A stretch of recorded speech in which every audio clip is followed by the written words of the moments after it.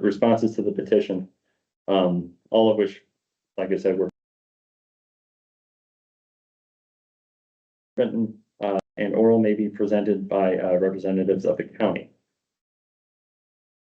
Per Indiana Codes 4-21.5-2-4 subsection A, the department is exempt from the Administrative Orders and Procedures Act. So for the purpose of this hearing pursuant to Indiana Code 6- I'll just refer to it now as section 16.1 going forward, is to receive information before the department reviews, reduces, or increases or revises the county's budget rate or levy. As such, the department intends to keep these proceedings informal, but I will be listing out some procedures put in place to ensure that the department receives the information it needs to begin its review of the county's budget. So with that, the following general procedures will be observed during this hearing. First, as stated in the notice, we asked persons wishing to testify submit a written request to the DLGF no later than 5 p.m. yesterday, that is December 3rd. Accordingly, persons who have timely indicated their intent to testify to the department will be allowed to testify. Persons who have not done so may still provide testimony after those individuals who signed up to speak have provided testimony, or they can submit written statements to the department. Second, this hearing is being recorded. Please speak loudly and clearly so that me may record your comments for the record.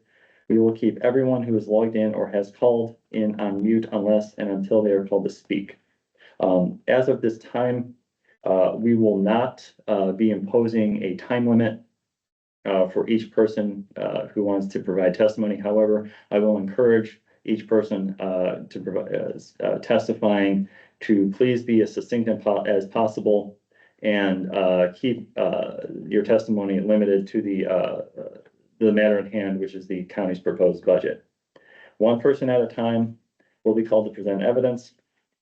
When you are called to speak, state your name and address clearly before offering comments. We expect all speakers to be truthful and state only those facts of which they have personal knowledge.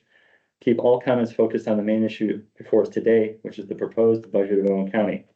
Those attempting to raise issues unrelated to the county's budget will be interrupted and asked to refocus. If a speaker continues to raise unrelated issues, the speaker will be required to immediately conclude his or her comments. Unrelated comments include policy decisions of the county. We are here to determine whether the budget proposed by the county is in compliance with Indiana law and not determine policy decisions of elected officials. What's going?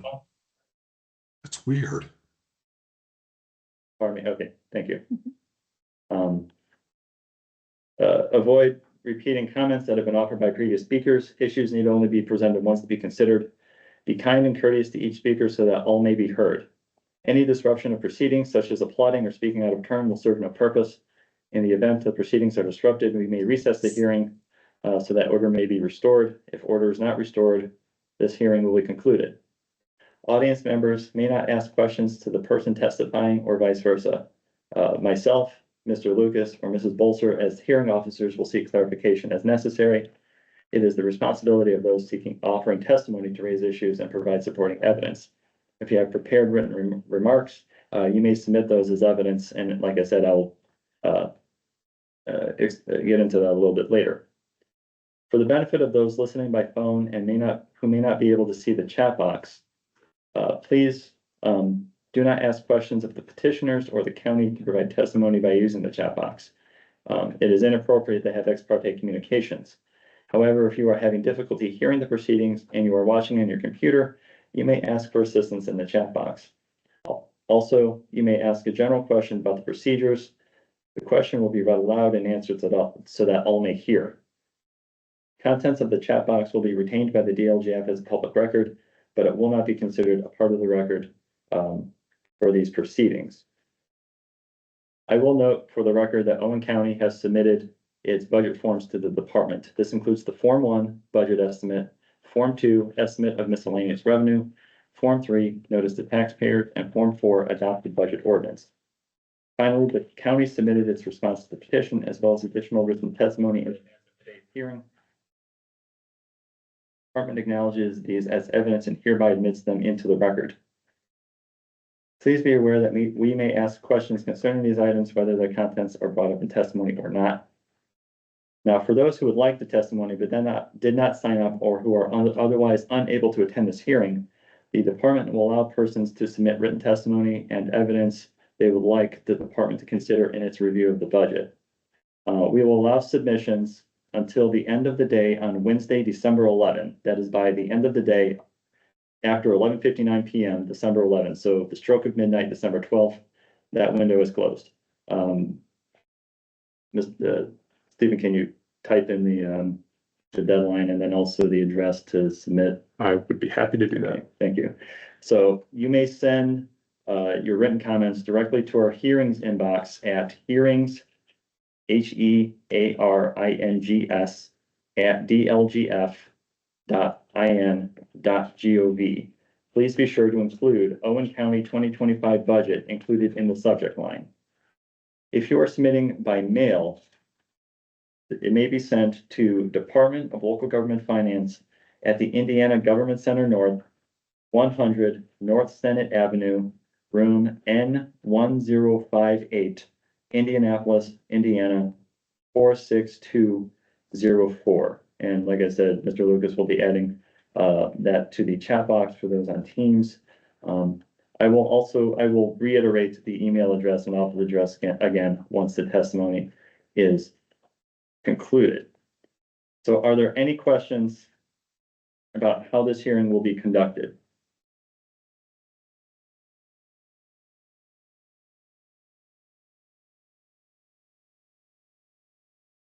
Seeing none, before we begin the testimony, I would like to Yes. summarize. Yes, sir. Hello? Mrs. Rogers, do you have a question? Yes, first of all, there is a delay and an echo.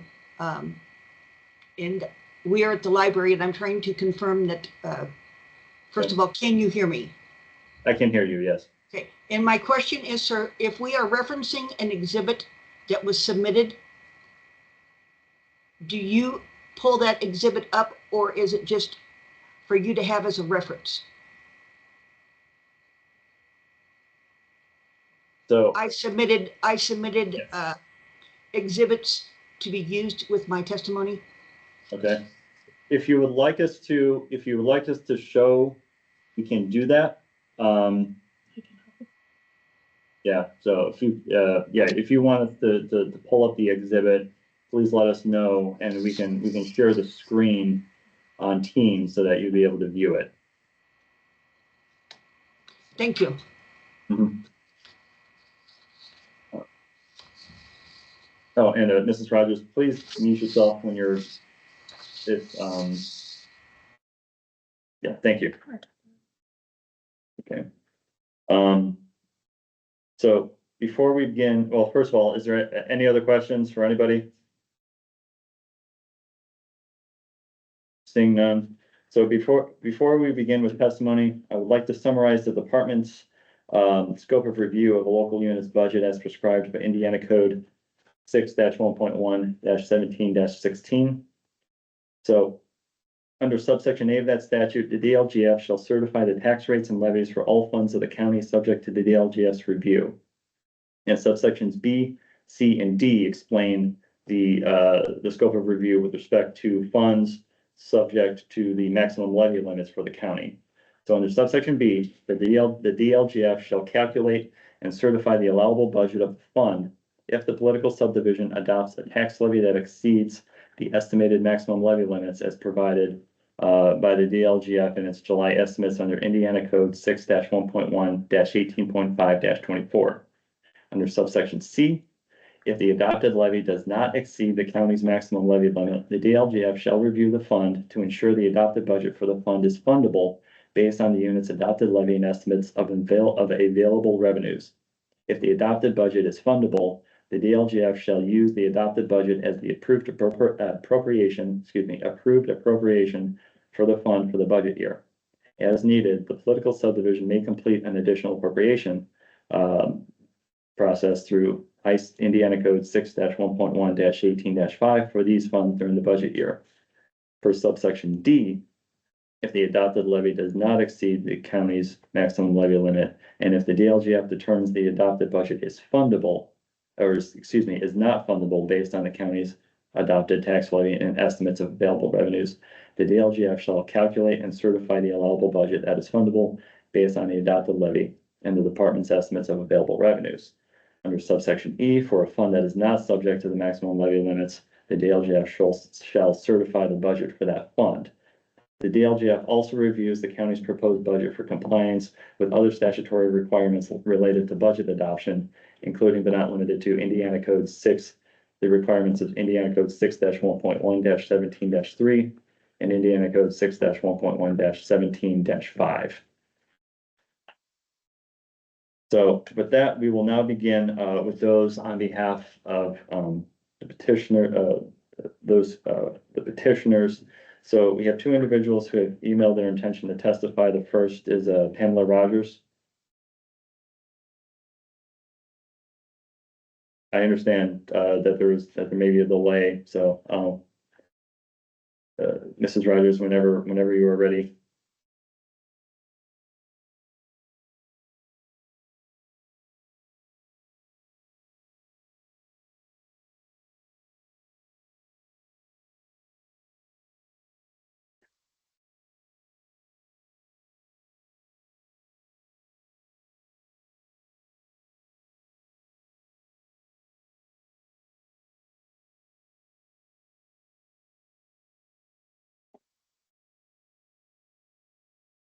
Ms. Rogers, are you able to unmute yourself to speak?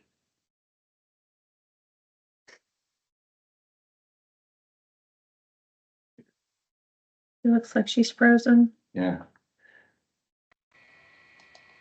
Oh, there we go. We're trying. Can you hear me now? I can hear you, yes. There's some feature going on where you are auto locking us out when you speak. So when you speak, the microphone turns off again. Yes, we're muting. There's because there's noise coming from the background there. So we are muting you while our hearing officer is speaking so that doesn't occur. So then we will unmute you when it's your turn to speak, or you can unmute yourself when we call on you to speak then. Yeah. Thank you. There's a delay here with the computer at the library.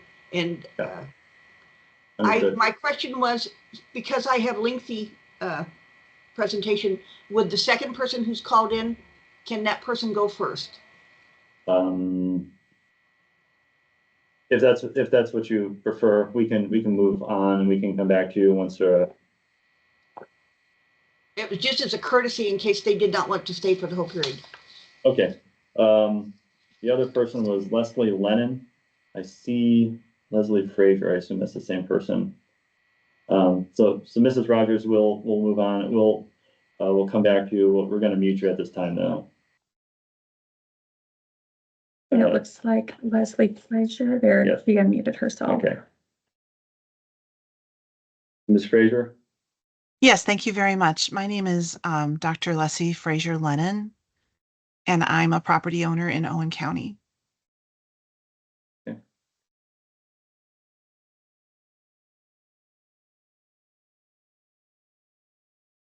Could you state your address, please? The property I own in Owen County, is that the question? Yes. Okay. Various addresses, all connected. 1692 West Romana Road, Spencer 47460. Okay, thank you. Okay, whenever you're ready. My comments are quite brief. They're more in the way of concern and confusion over the budget as it currently reads, particularly in terms of increases to budget items that are not justified in the budget itself. I'm particularly concerned about the ways in which the insurance seems to be double budgeted, and then the nature of what would happen to excess funds that are inappropriately budgeted and what's going on there. And then there is the question of how the PSAP account seems to be not being used correctly. So that's kind of small. I do have questions about the assessment of taxes and the kind of inconsistencies and arbitrariness that assessments seem to take in the county, and some possibly inappropriate misassessments of properties that are taking advantage of certain kinds of designations that they are not actually enacting. So I think the assessment process itself bears some scrutiny, but I'm not sure if that's in the purview of this hearing. But definitely the budget raises many more questions than it answers, and I'm hopeful that your process will help us better understand how our funds in Owen County are being used for the benefit of the public. Thank you so much for hearing my comment. Thank you, Dr. Frazier. Any questions for Dr. Frazier? No. All right, we don't have any questions for you. Thank you. Hello, I am Pam Rogers. Yes. Would you like for me to begin? Yes, please state your name and address. Hi, my name is Pamela Rogers. My address is 1411 Kelly Farm Place, Spencer, Indiana. And I am a freeholder.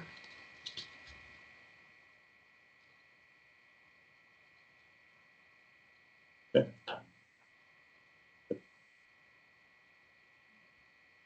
Whenever you're ready to go ahead, I think we're ready. Mm-hmm. I have provided filings with you that are going to be referenced, and I wish to go on record to ask that the exhibits all be included into my testimony. They are lengthy, but I will be referring to portions of those and have them for reference in case they're needed. I also will not be succinctly going through each item because I'm going through them in the order that the library printed out the exhibits. But on exhibit 900, I provided you with a short summary of items to be discussed. On the YouTube video and transcription of the budget adoption meeting, the council gave recognition that the objection petition had been filed. This particular transcript is not available in detail of what transpired during this particular meeting. It was not a hearing, it was a budget adoption meeting, and as a portion and a part of the budget adoption meeting, the taxpayers' objection petition was also heard at the same said meeting at the beginning of it. And it was stated that this would not be as a hearing, and the form of testimony that was given was not allowed to be given as to the same platform you would do during a hearing. Council was asked if they had any response to the petition. Their answer was it would be taken under advisement after consulting with council and DLGF. Polly did state that they had the budget to adopt in front of them. At the end of the meeting, the motion was they moved to vote. At no time was an ordinance or a resolution ever read into record, and not the name of the document called the ordinance or resolution for applications of tax rates. In fact, prior to this meeting, tax rates had never been included in the budget notice. Even the ordinance resolution number was not even read into record, much less the verbiage of that actual document. Oddly, the ordinance resolution adopted this year and the same one adopted last year used the same ordinance resolution number. For 2023, they used -13. For 2024, they used -13. To date, the council has been unable to produce copies of their ordinances and resolutions passed current to 2024.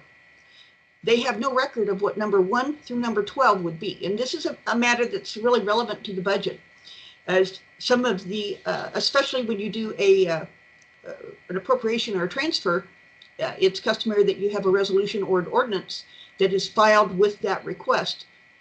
These records are not available through the county to this point to quantify or qualify which budget items actually have complied or not complied with the requirements to do the appropriation transfers. Going back to this meeting, there was no findings were adopted, and nothing was voted on at this meeting except the budget. The hearing was held regarding the objection petition. Only public comments, and it was very specifically stated by Ms. Chesser that she did consult with council and DLGF. She was advised only to make formal acknowledgement that the petition had been received. Council did not even discuss the number 8, 7, 6, 5, 3, or 2 of the original petition and the original testimony that was given. A document that appears under Gateway, under the Department of Local Government Finance, it states that if a petition is properly and timely filed, the unit officers are required to adopt the budget, to adopt with its budget a finding concerning the objections in the petition and any comments presented at the hearing. If the unit fails to adopt findings as required by law, the unit is in jeopardy of having its budgets, tax rates, and tax levies remain in the same as they were the previous year. However, the unit is not legally required to change its proposed budgets, tax rates, tax levies in response to the objection petition. Owen County did pass their budget. However, they did not comply with the requirement to include as a portion of that adoption a production of findings and to address the petition that had been filed. From those grounds alone, this budget should not be approved at the current rate. A taxpayer may request public hearings at a local unit level on the proposed budgets, tax rates, or tax levies. And this is what we did. Now, there is some confusion because in the minutes of the hearing, which was held on, I believe it was October 14th, October 15th, Mr. Neff made a comment that the council was holding the budget hearing only to address the portions of the budget that are derived from real estate tax revenue. And I asked several times if that was correct. And there was an emphasis again that these hearings were only to address the real estate tax revenue portions of the budget. And this has been a problem. So the processes of being able to speak, being able to challenge or to question the budget has been very difficult for this community. The ability to obtain public records most definitely needs to go into record, because in preparation for the hearings, public records are requested and they have not been provided. Some have, but specifically those relating to the council have not been.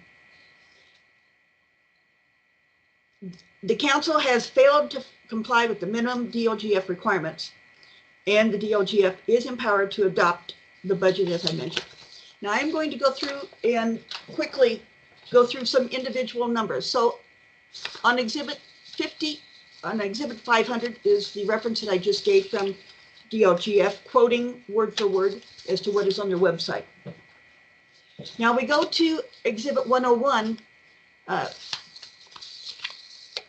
Fred Vandorp, Budget Director, on February 5th, 2024, produced a 10-page document, Procedures for Establishing and Reestablishing Cumulative Funds. The content within this is supportive of what I will be presenting next regarding cum cap funds. Within our budget, we have a fund that is called cum cap development. It's listed as fund number 1138. Priorly, the Owen County passed an ordinance. When they first established the cum cap fund, ordinances were passed, and that particular ordinance set the development of this fund up to be one that was for the courthouse and the jail. On Exhibit 110B and C, there's a summary of the facts in this matter. In September 2020, Owen County codified their ordinances. Those are now published. When they codified them, they went through and updated, changed, and made sure that only the ordinances that were in effect were codified. When the ordinance was established for the cum cap, both the courthouse and the jail was included. As of now, the commissioners have said they're using this money outside of the courthouse. It is not for jail equipment, and the fund was set up for jail equipment. The county stated they could not find the original ordinance. I did my research and I found that original ordinance that's provided in that document. And it states it was originally set up in 1994.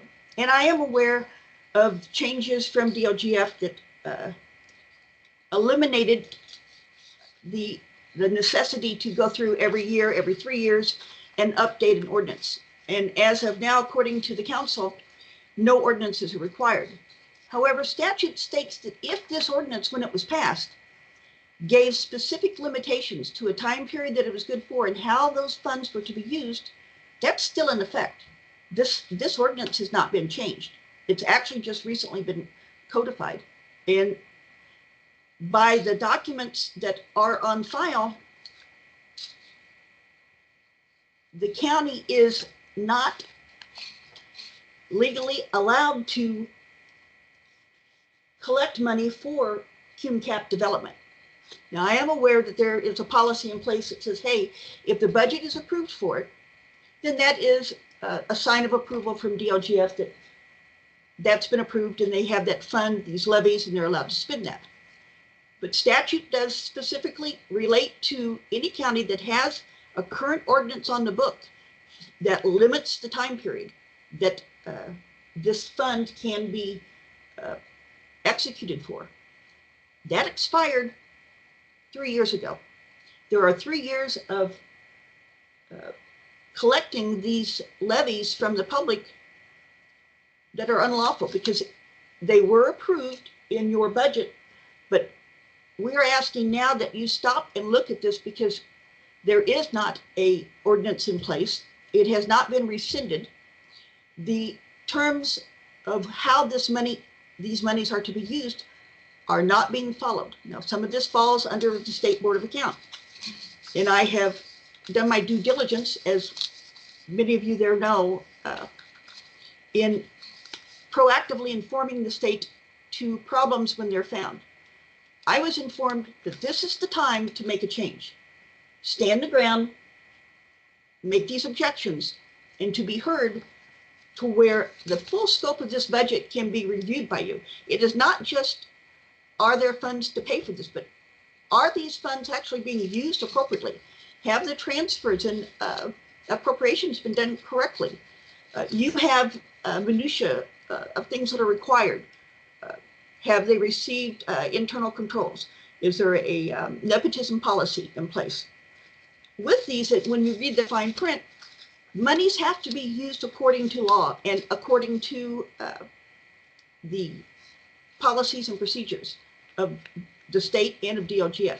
That's not been the case in Owen County. I am very sensitive to the great stress our county has been under. We have a wonderful auditor who's been very, very ill.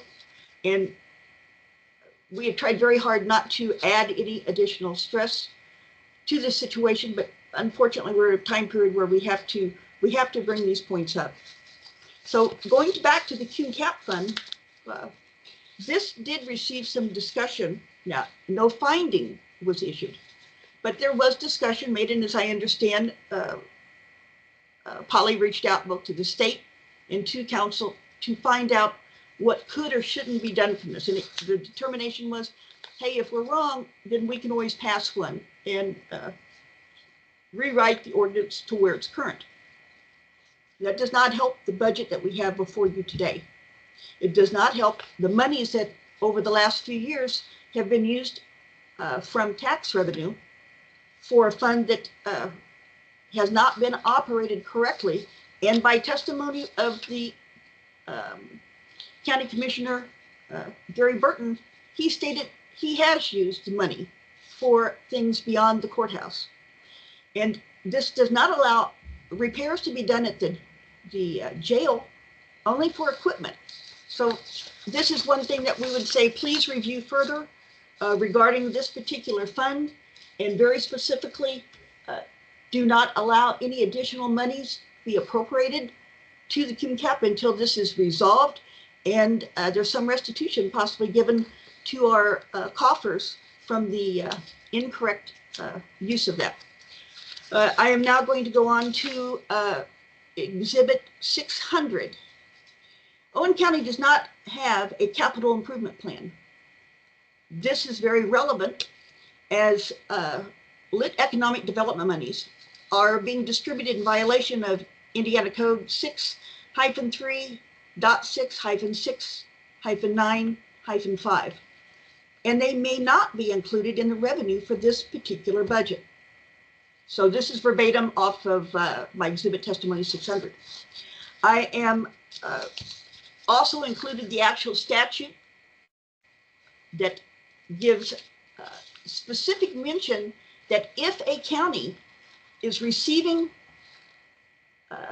LIT funds for economic development, they must have a capital improvement plan, and they identify what the components of that plan is.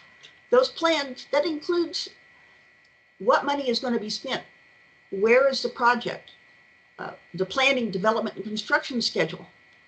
And it must encompass a period not less than 2 years, and it must be current with what the actual plans are of the county. County has not been able to produce this plan. Spoke with the treasurer, who did her due diligence, and stated she has no knowledge of this particular plan. She has distributed the funds as she was instructed to. She receives the funds, they go out to the different entities that qualify for that. Unfortunately, in our county, even though we have a full-time attorney who has supposed to have been doing their due diligence regarding ordinances and making sure that our monies are being used appropriately, council for the commissioners completely disregarded this, and there's been no response.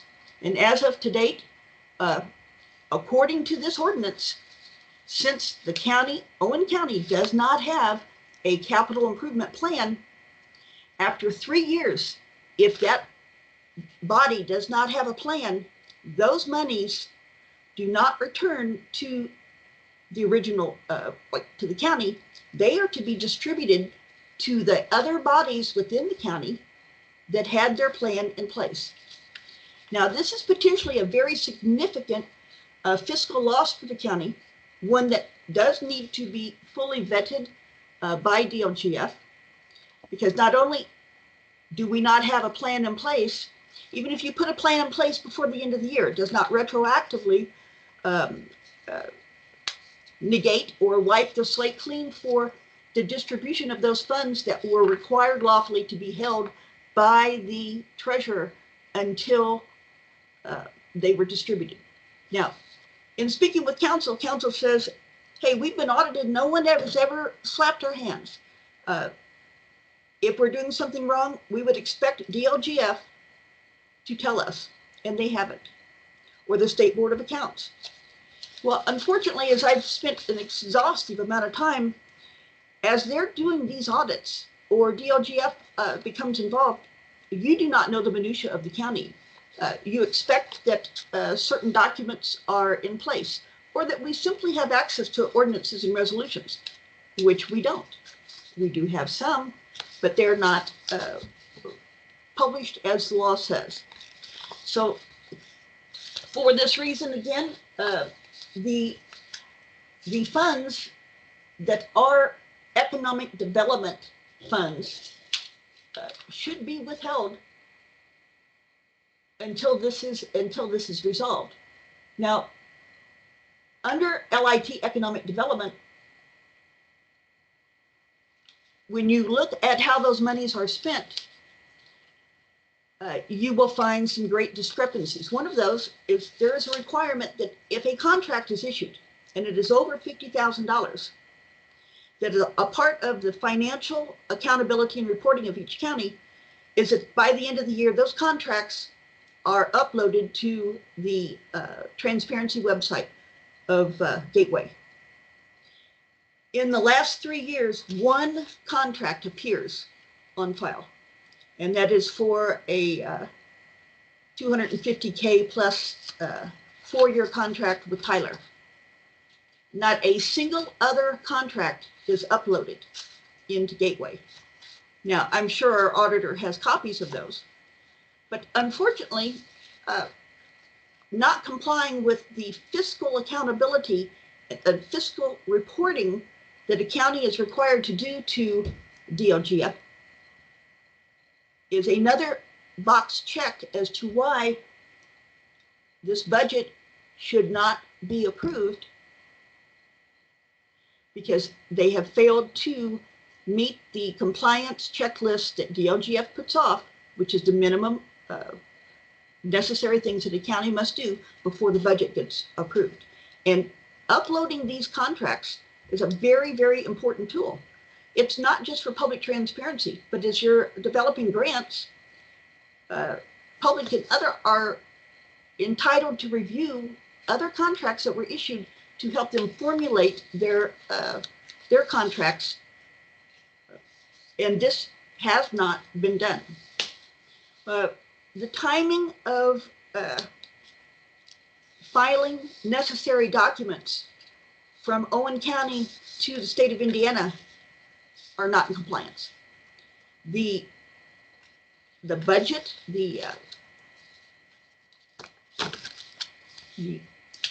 each year by March, the county is required to do a detailed report. It's supposed to be filed within 60 days after the end of the fiscal period. Ours was not filed until July. The assessor did not file the net assessed values with the auditor until after the deadline. We didn't even have a PTO BOB board, property tax appeal board, for 1 year, and our assessor signed off as though we did. This impacts our budget today because as we're talking about the revenue source in property taxes, it does involve, you have a certified net assessed value. There's a 3-pronged formula that's used to establish what our tax rate is. Our net assessed values are incorrect. Now, the county is aware of that. We had a administrative error that was caught late after the fact. Our auditor very proactively engaged the county and then issued a letter to council. And the letter, which is included in your information packet under the documents of the first objection and remonstration filed during the public hearing by myself, this letter states that they do need to recertify the net assessed values. The county held a hearing for this, and during this hearing, the auditor changed her mind and stated that DLGF had notified her now that they do not have to recertify the net assessed values. So in trying to go in and find exactly how many dollars are we talking, is this a positive cash flow or does it put us in a hole? Sheila said, hey, this actually benefits the county. We're getting more money. And the Boston are getting less credits removed, less deductions. Well, this is kind of a false, this is a false lead when you're developing budgets, because budgets incorporate several years. And as the reviewers are looking at this, they can go back in next year and say, hey, we filed something wrong, therefore we want to get a credit and we'd like to make that retroactive. All of the details of this particular interaction have not been made very clear to the public, and nor are the public records available for this. I contacted counsel for the state, and I believe you're on this conference, and she very quickly responded and provided me with copies of what appear to be ordinances and resolutions regarding abatements. These ordinances and resolutions are not ordinances and resolutions issued by county council. The ordinance resolutions are issued by the Owen County Economic Development Corporation. Marcy King in particular, I believe, sent those documents in. And they have an agreement with the county and the city that they will, for a fee, they will help a person file for the abatements, and then they, for a fee, review the abatements. They make a determination, send those determinations to the bodies, city or county, and as to what their recommendations are for an abatement. And in more than one instance, I believe there were 2 abatements that by a point in scale system were recommended not to be extended or renewed. In asking for the copy of the ordinances and resolutions, the state sent what they had, and that is from, not from the correct bodies. And the state may not know that. Without knowing the complete web of who the Owen County Economic Development Corporation is and how they play into this, it appears as though this is a resolution and ordinance on behalf of the government and the governing bodies. And that is not true, and that is not what is established by contract or by ordinance and resolution as to our involvement with the Chamber of Commerce and Economic Development Corporation. For these monies to be appropriately vetted by the state, a resolution or ordinance by council is supposed to be on file, as I understand. And so as of to date, the records that the state has do not in any means, shape, or form attest to the approval process to issue those abates.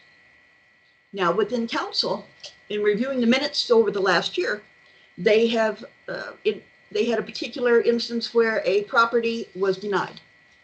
Then, and there was a hearing at that particular time on that particular property. And it was about issuing abatements.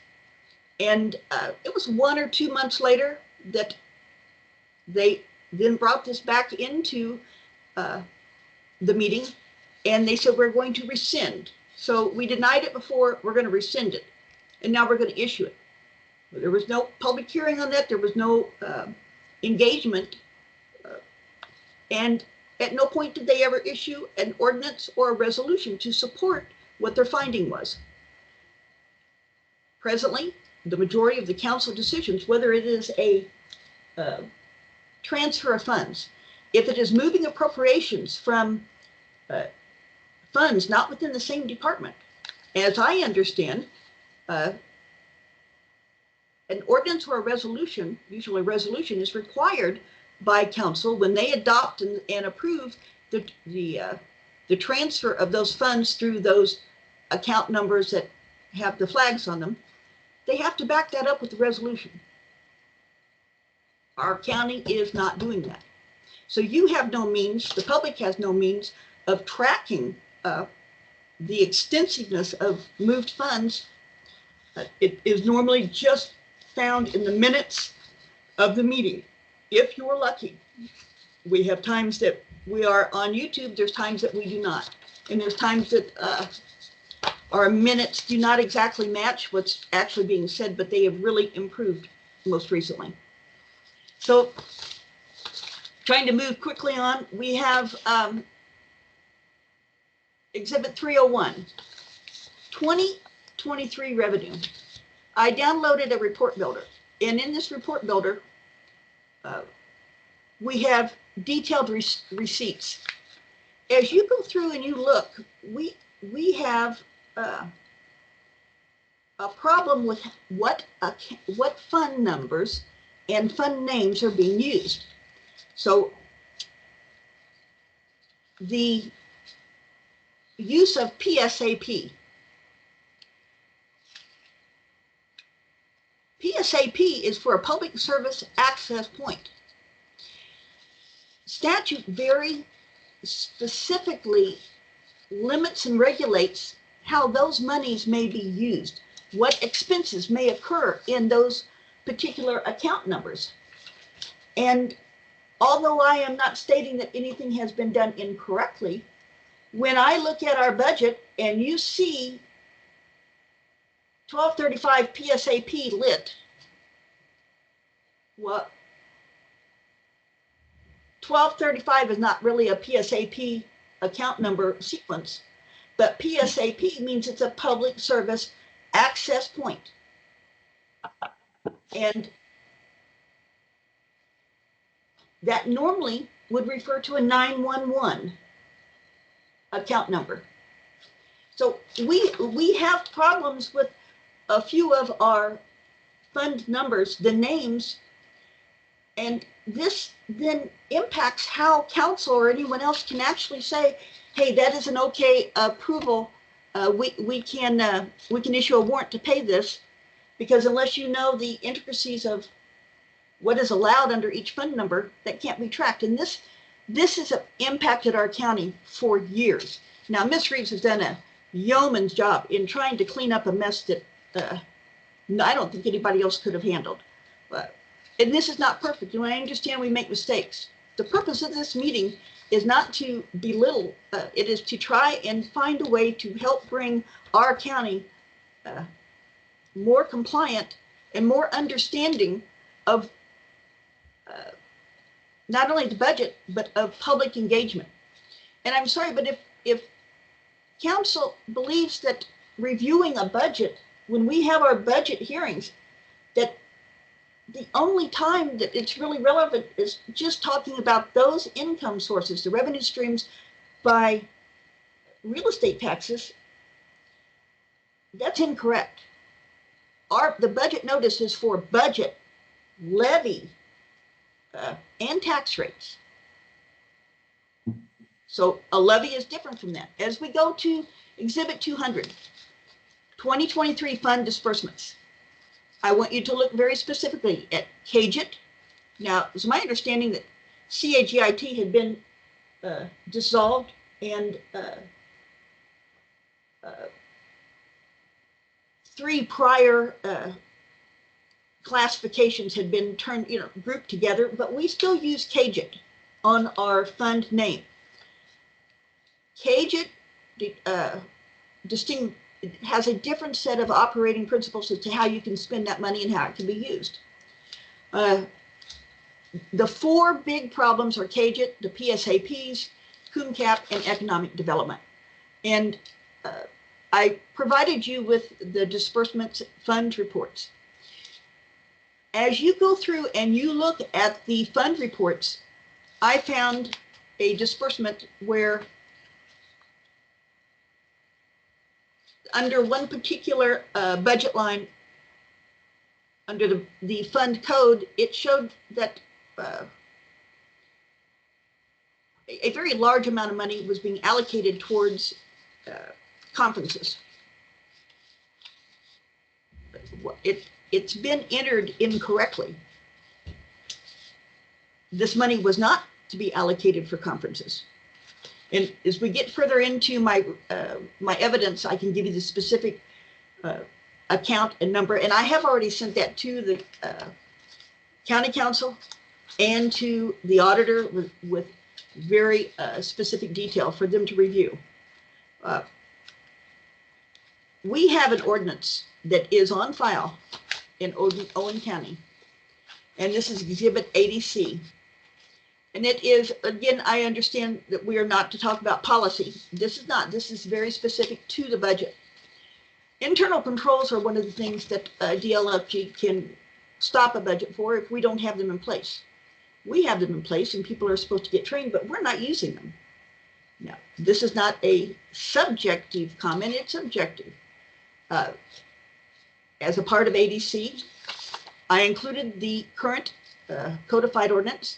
It says 30-031, procedure for review of claims. And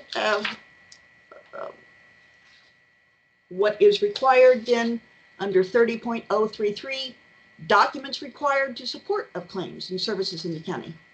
And it's very clear. Okay, our county, our surveyor is not licensed. We do not have an architect or an engineer. We have a superintendent. We may hire under contract or a consultant come in. Anytime those claims are issued, a supervisor certificate must be filed with the claim. And so not just a claim by the person who has got the contract saying, hey, I've done it. There has to be a cover letter from the supervisor stating that not just that it's been done, but the contract was done according to the specs. They're signing off on the quality of the work and they're stating that this work has been done. This is significant when it comes to the Tyler contract, 10K a month that gets sent through. There is no letter from the assessor saying that their work has been completed according to the terms of their contract and according to the statutory requirements. Significant problems are present in the county, going back to the assessor and how they generate the certified net assessed values. I've already informed that to the state. Without drawing that out, that is a very, very big part of the problem we're having with our budget. Many numbers are not true. We can't go in and even pull up the verification by the assessor that like when they're doing the cyclic reassessments, that a certain percentage of these properties have been inspected because they are not being. The cards are not updated. The photographs are not appearing. And there's significant reporting of incorrect and terrible data, such as this home is in a stable environment and it is in fair condition and it's proving. And these homes are, there are homes that are not on the foundations. They've not been inhabited since 2016. There are no windows, yet the assessor has it listed as one of the homes that was inspected. There's falsified information. We can't even begin to try and bring this to light and to do anything about it unless we can get access to this particular sheet where the assessor is signing off on the contract to say that they have completed their work according to contract requirements. With that, this is notice to DLGF that if monies are not appropriately being issued, if a warrant comes through that is not correct, this does impact the budget. We're paying monies out that should not be. Some of these may need to be looked at very hard as to the changes in the amounts and the processes involved. During the budget hearing, Mr. Neff on 8/22/24, he published copies of each fund, which was extremely helpful. And as we printed those out, I found out just a few weeks ago that lo and behold, the numbers got changed. When they went and did the budget hearing, the numbers that came up had been changed by thousands of dollars. Well, it has still not been explained as to how there were two different worksheets and why the budgeted requested amounts on the worksheets that were provided to the public from the website actually showed some values that came in from 2023, when in fact, that's not what was proposed for 2024. We do not have, if it wasn't for Mr. Neff and his Facebook page, the county would be in worse shape. We have no effort by council or by administration to have interactive pages for people to get very basic information. Even the budget review, you cannot get it. There is no council webpage. There's no means to engage. We knock on a door, and it's taken me almost 3 months, and I still don't have been able to inspect records or to find records. Going to Exhibit 110 B and C. This was the exhibit number that referenced to KimCap for the county and the jail, and I included the email that gives specifically the attachments and reference. As I move into our next comment, the transcribed minutes of the October 15th public hearing are not what was actually attached. The budget hearing minutes follow the council minutes with attachments. This is a common problem, so we have documents that are out that say, hey, there's attachments, and there are no attachments. In this email, it stated it's Rogers testimony 200. This does need to be looked at, because as we go through and we are looking for the ordinances that support the complaints that I'm filing, our minutes are usually the only place we have to go to try and to locate those, because they're not being put out. The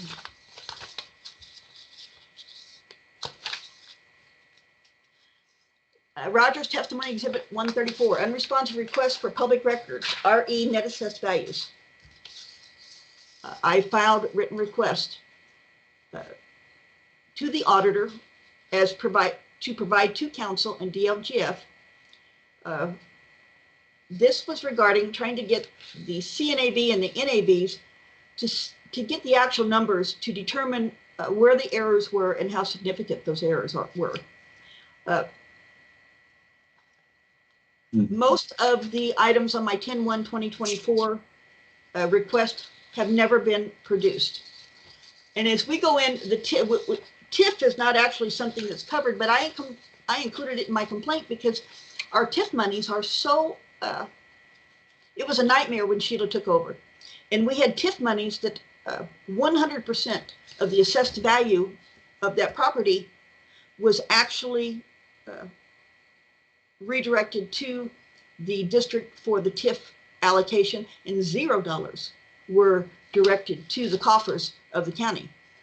As of today, I think there's 70 properties that when you go and you look at the initial assessment rate when the date the TIF district was set up, and for that 1 year period of time, it's showing 0.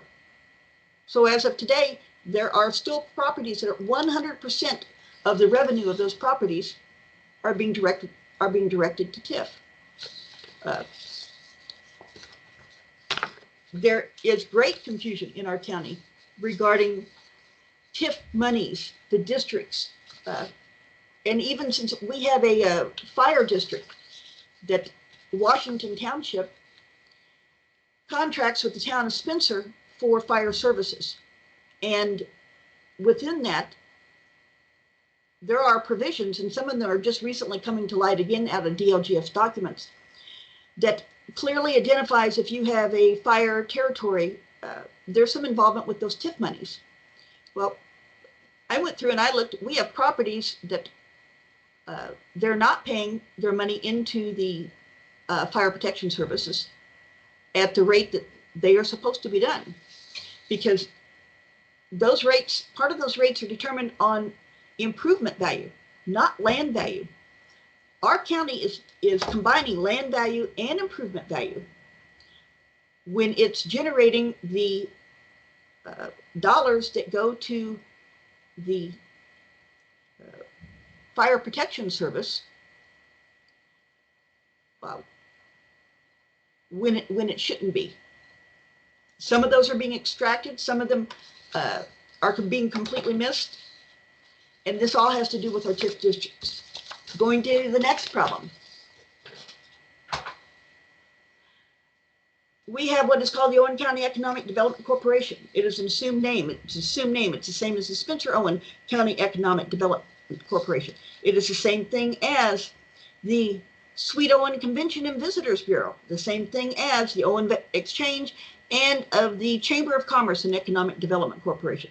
I just read off 5 entities that uses the same business tax number. Within our county, a check or a disbursement may be made to the Chamber of Commerce, an application for a grant. We have hard written evidence where it is stating that the Chamber of Commerce works closely with the Owen County Economic Development Corporation. Well, yes, they work closely. They are the same entity. The Chamber of Commerce is not a standalone entity. I am bringing this up specifically because we have contracts and we have monies that are being redirected from this budget to the Owen County Economic Development Corporation and/or Chamber and/or Spencer Owen County Economic Development Corporation, and most definitely the Sweet Owen Convention and Visitors Bureau. These contracts, of course, are not online, and it is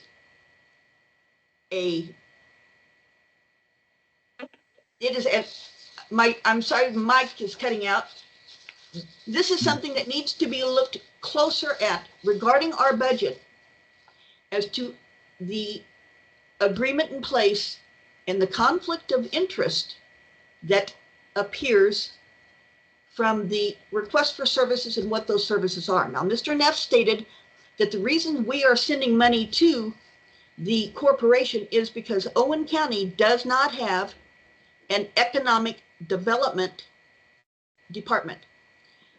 Our ordinance states that our redevelopment department is actually a department of Owen County, redevelopment department. And under that, in the ordinance, they are to assume the responsibilities of economic development for Owen County.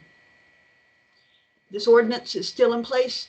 We do have a departmental entity that should be receiving those funds, not an outside economic development corporation that is not a government entity.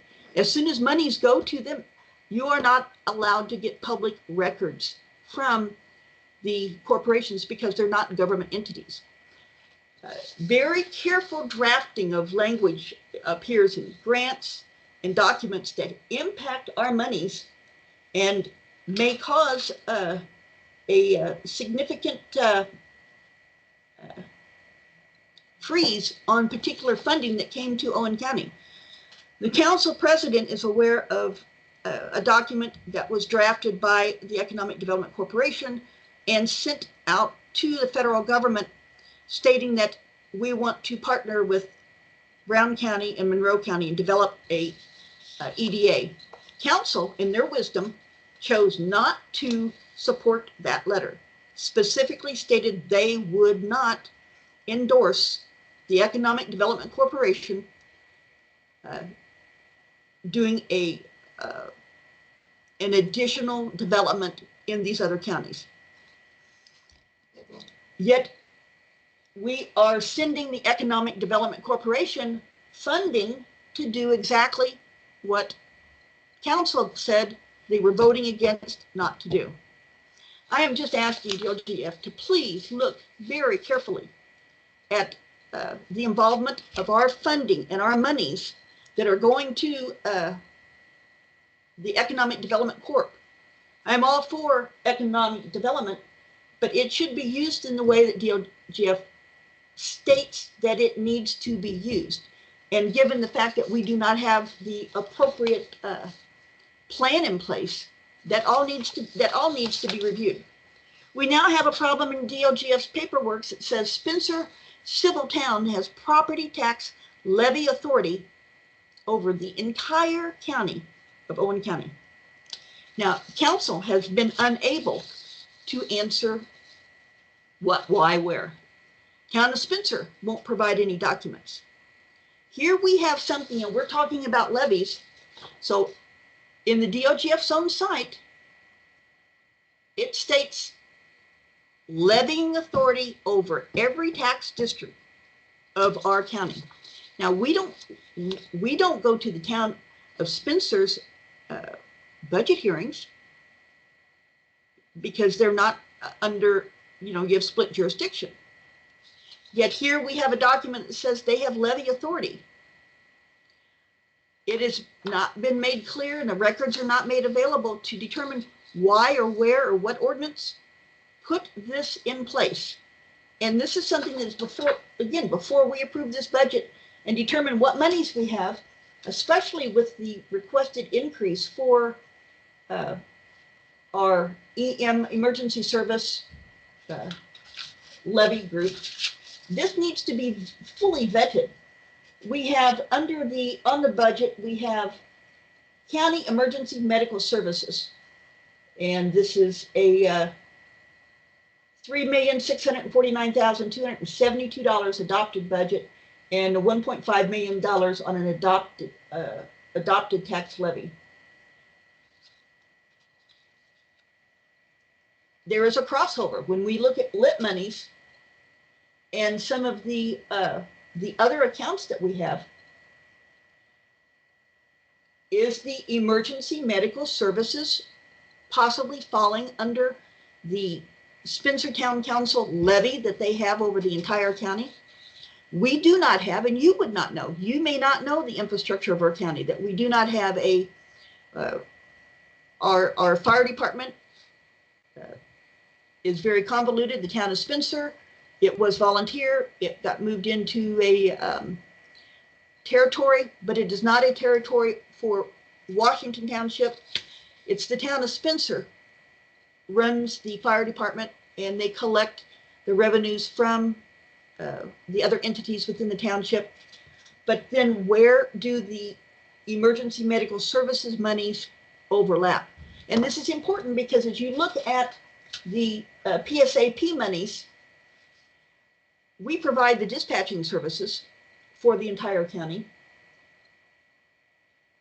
There appears to be either double payment or we're in a situation where people are improperly being taxed, and it's difficult, if not impossible, to determine some of these levies and how they're being applied and what budgets they're being spent on, especially since the council cannot answer who has levying authority over whom.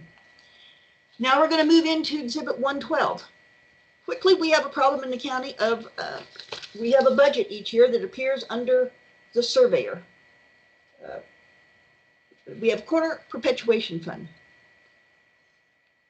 Our surveyor is elected. She is not a licensed surveyor.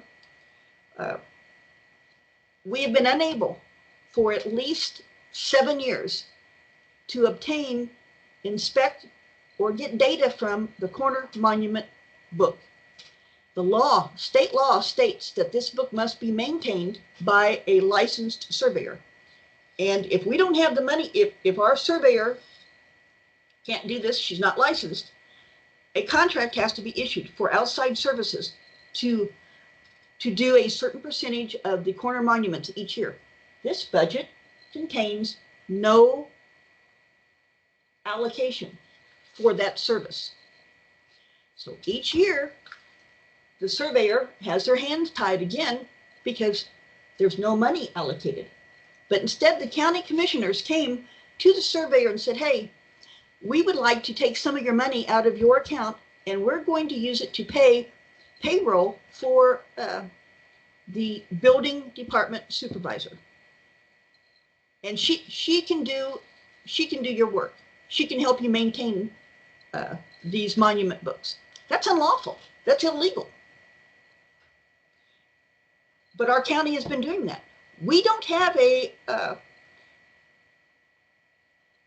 legal survey book in our county. We're supposed to. We have no corner perpetuation, ongoing effort. There's no money to pay for that. She actually went to the commissioners with a request to get a copy of last year's or prior contracts that were issued. There were none. A contract was presented to the commissioners to look at. It was given back to them. There were mistakes. There were errors. That has been almost a year. The commissioners have not gotten back with her. She's not been able to obtain an outside surveyor to do this monument work. So when you're saying we're being assessed and here's our budget, I'm a taxpayer. I know that I'm paying my taxes. Money's going into this account for services that are not being done.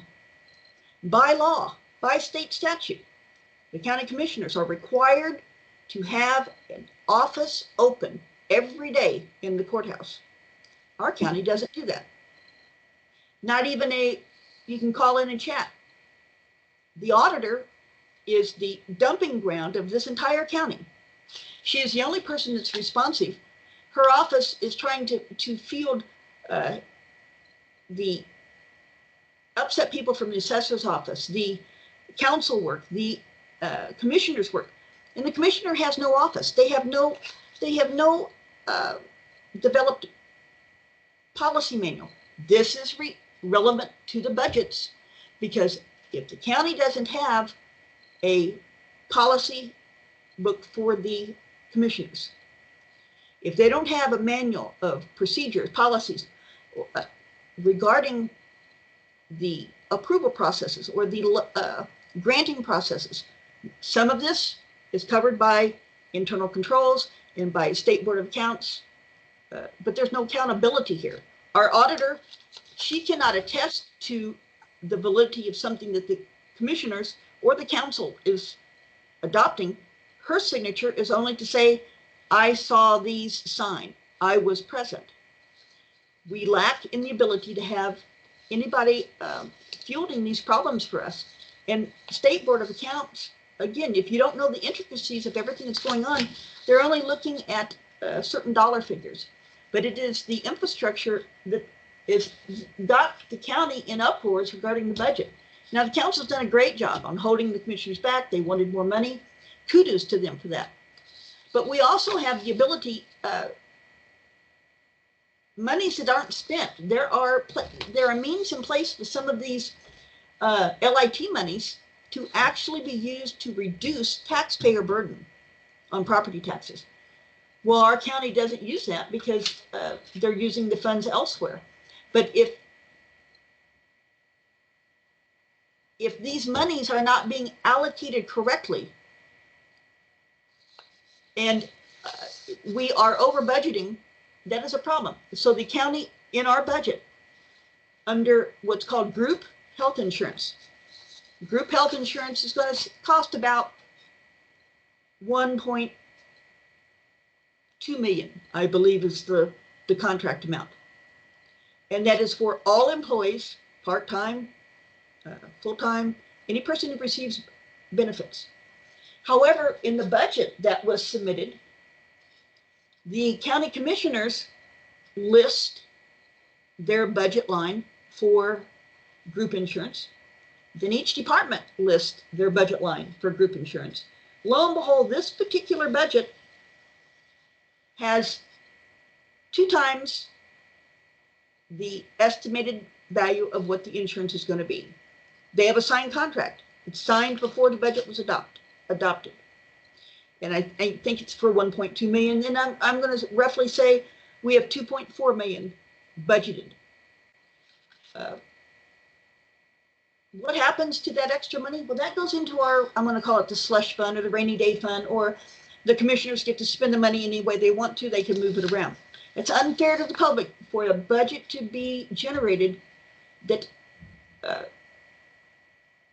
purposely puts a fund in there twice.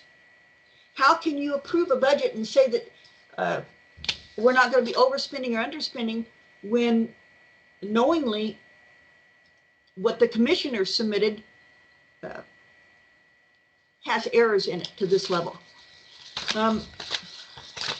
I'm quickly going to the end. Part of my exhibits were not able to be uploaded at this point, but at your location, they will stand in file, and I've referenced those.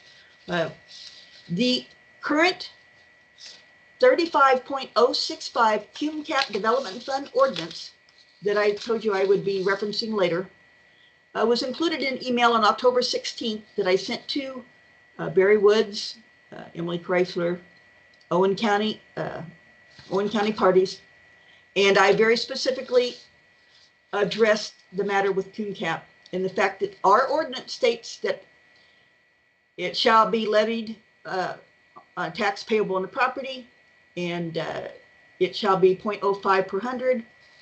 The tax is for funding the capital development fund, shall be developed for a period not to exceed 3 years.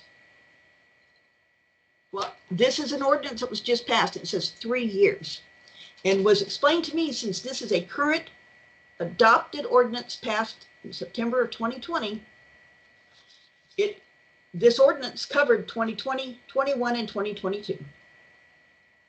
3 years, that means 2023 and 2024, it says that we will no longer be levying the capital Cume Cap fund. That must be corrected. Exhibit 110, we have is the $2.2 million contract for insurance that I just addressed. And I provided detailed remonstration and testimony in the 2025 budget hearing. That is included, and it goes through each resolution's budget form questions. Council failed to adopt with the budget a finding concerning the objections in the petition and the testimony presented. The legal notice was not made saying that public could make testimony, and I did notice that DLGF sent out a new legal notice that clarified that in a budget hearing that the testimony must be given in person. County could not answer that. County accepted both written and verbal testimony, but at a very minimum, there should be a policy in place explaining the budget hearing rules, policy, and procedure. And I would think that that would be as a part of internal controls.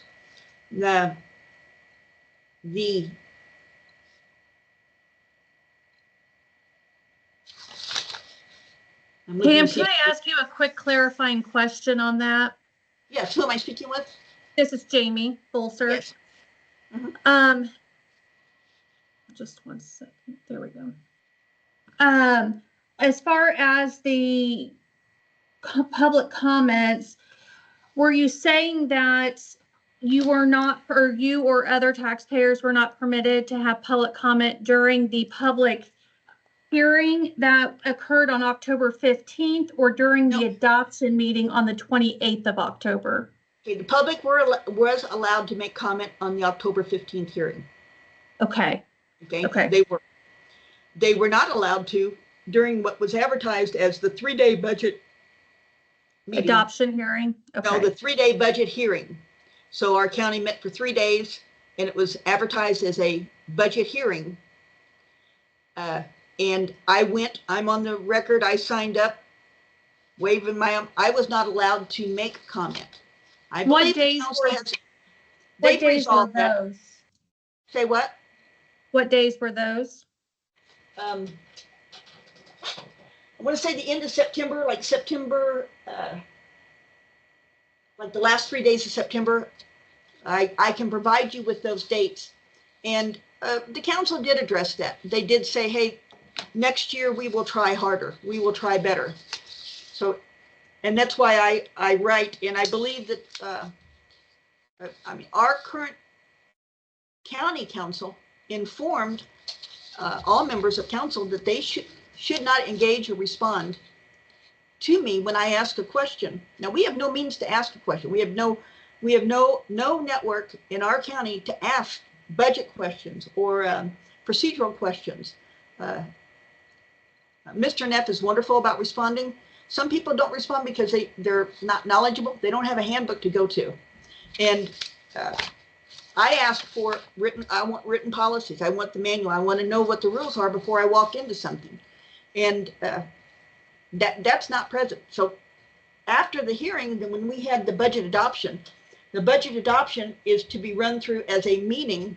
However, because we filed an objection petition, within the language of the objection petition, it states that there will be a hearing to hear the objection petition and to give testimony regarding the objection petition. That didn't occur. So when we met on the date of the adoption, which was, I want to say about October 28th, I can't reach that far to get my notes. It was made very clear that this is not a hearing. This is to adopt the budget. There was some general discussion, and I sent you in my exhibits, the very last exhibit is a copy of the YouTube video from this. So you can garner your own interpretation of what was said. And it was very clear that there was no finding. The minimum requirements of what was supposed to have been done at this meeting since the objection petition was filed was not done. Can you confirm the date that you filed that objection petition? Yes. I met the deadline. It was filed on, it was hand delivered to County Council on October, I want to say 22nd. And it was then hand delivered to the auditor on October 23rd. There was an addendum because there was a typo, and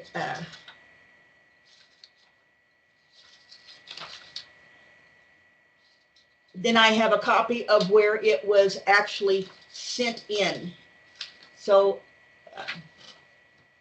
thank you. That answers my question. And I have to confirm the copy that I have in front of me is the filed copy of the addendum. But we have, that's why there are two versions that were sent in. And I will say that when I email it to the county, when they print it out on their paper, sometimes it prints out at the top. It says agenda subject to change, taxpayers of Owen County, and it has a different timestamp on it. That's when they print it off on their computer. That is not the same. I've learned, I go in and I take an original hand-delivered copy and is what day did you email it to the council? No, I hand-delivered it. Okay, so it was just hand-delivered to the council. It wasn't emailed to the council. It was hand-delivered to the council president on, I think, the day before. Okay. And then it was hand-delivered to the auditor. The auditor serves as the council secretary. But I absolutely confirmed that I met all deadlines and that council accepted that the petition had been filed timely and that they were in receipt of it. Thank you. Yes, and the county has not been compliant with their capital assets program. And Sheila's been working very hard to resurrect something that was not done in our county. When I went into DLGF sites, lo and behold, our capital assets do not include the capital assets that are required to be shown. For instance, the highway department, the roadways, the infrastructure. These are not appearing on our capital asset reports. It's going to DLGF. If those values are not appearing on our capital asset reports, then matters regarding bonds, loans, the future of the county, we are not reporting where our monies have gone and where those assets are. So as a public, we go in and we look, here's what we've spent. Where is that money being used? Many times, and again, this is not Sheila's fault, there'll be a line that says like miscellaneous or unknown or like general. And I can understand it, except when it comes to the highway department and the infrastructure. That is a part of our fiscal whole report card. And that is a document that is required to be filed. It is, but you don't require that it be correct or accurate. You have no means in place for the public to engage DLGF to address that or to request a review of something.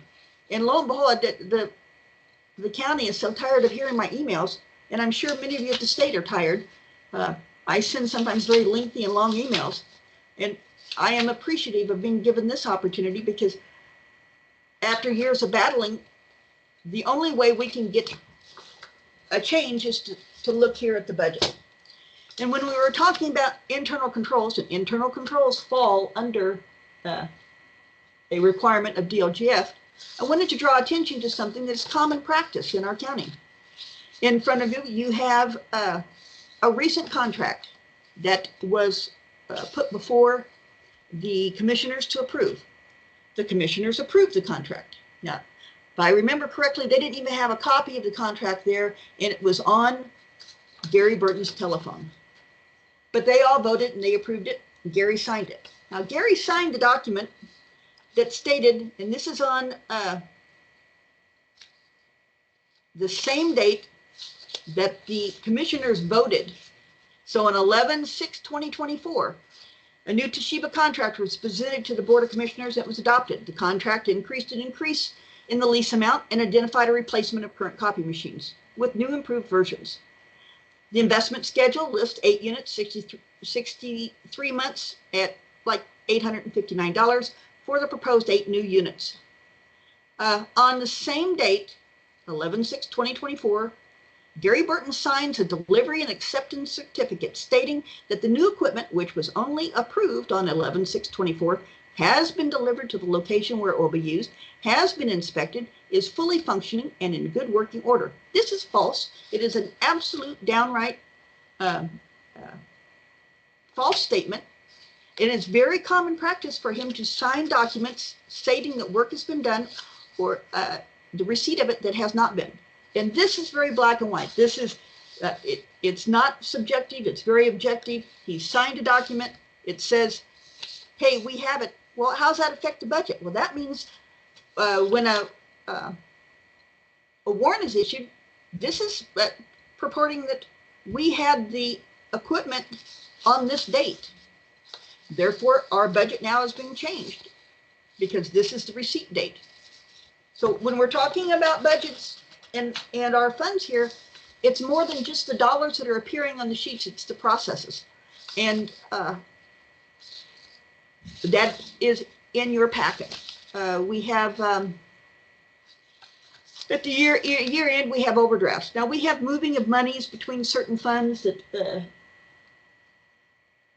is too lengthy for me to even go into here.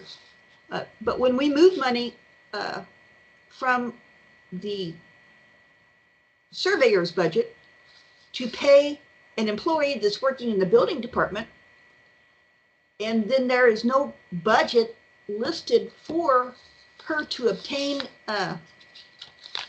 the professional to do the work that is required by law. It's not subjective. It is black and white in statutory requirement that this is done. If this isn't done, then I am paying money to this county to live here. And I ended up paying $65,000 in a lawsuit, a civil lawsuit. And it linked into this the corner fund book, being able to find surveys and being able to get the county to produce certain documents. I understand we've had difficulties, but now after all of this time, the budget is something that can control this. The budget is something that can alter this. Everyone here knows very well of the matters regarding the PTA BOA board and documents being submitted by our assessor stating that they had met, and there was not even a board at that time. And so how can land values be approved? Going to land values, we don't have a clear and concise way that the public even knows when certain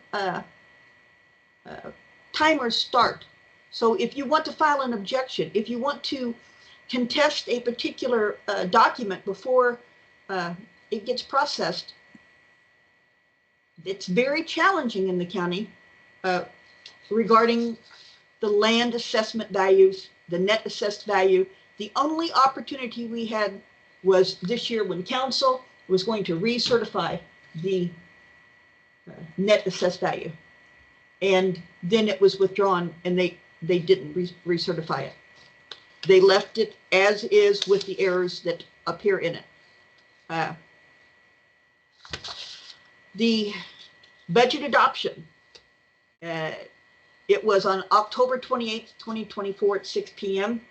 And the agenda states budget adoption, council review, objection petition, and then public comment. Now, this is public comment after the objection petition. If the objection petition would be engaging, your public comment is during an objection petition. So even the documents that show the budget adoption agenda help to show the disparity of how we're handling this. Our county issued a policy regarding public hearings, and it was assumed that the council fell under those same policies. And this is, we have like North Korea and South Korea going on here. None of the people talk in this county, and the girls in the office are stuck in the middle. Communication's been horrible. So when you ask if you're going to be able to present testimony and expect to be at a hearing, and then it's announced, okay, we're not having a hearing, but we're going to allow the public to speak, that is a different, complete legal processing. A public comment is not the same as a public comment during a hearing. You can make public comment at a meeting if it's allowed, but that of a hearing is handled completely different. As to legal notices, again, this is in your packet, on May 15th, legal notice says Owen County will hold a pre-budget workshop May 20th. Public is welcome. Okay, no problem with that one. Then we have Owen County Council will hold a public hearing on October 15th, 6 p.m. at the courthouse for the 2025 annual budget with their regularly monthly meeting to follow. Public is welcome and viewing is available.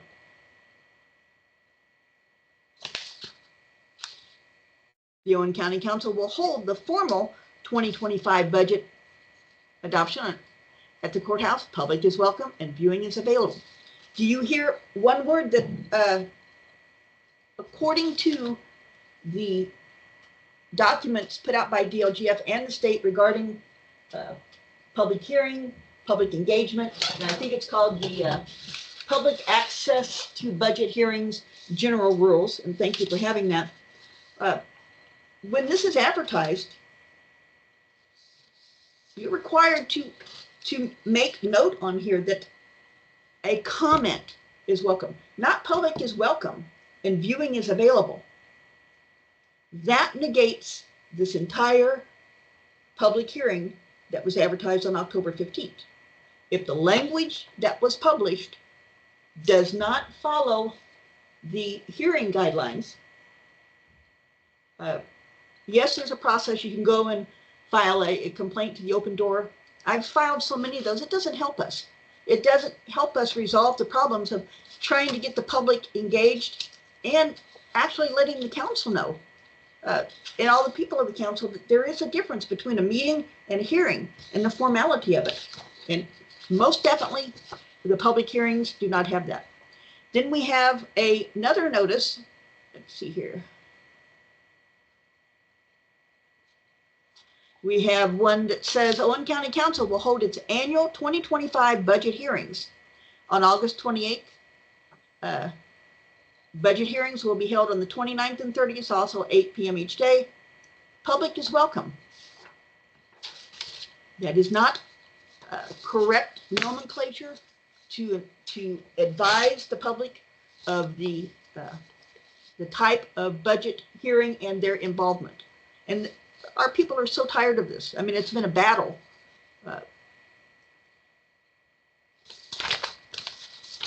And that was exhibit, if you're looking for those are exhibits 20A, 20B, and 20C that have the public notices included. I really am almost done.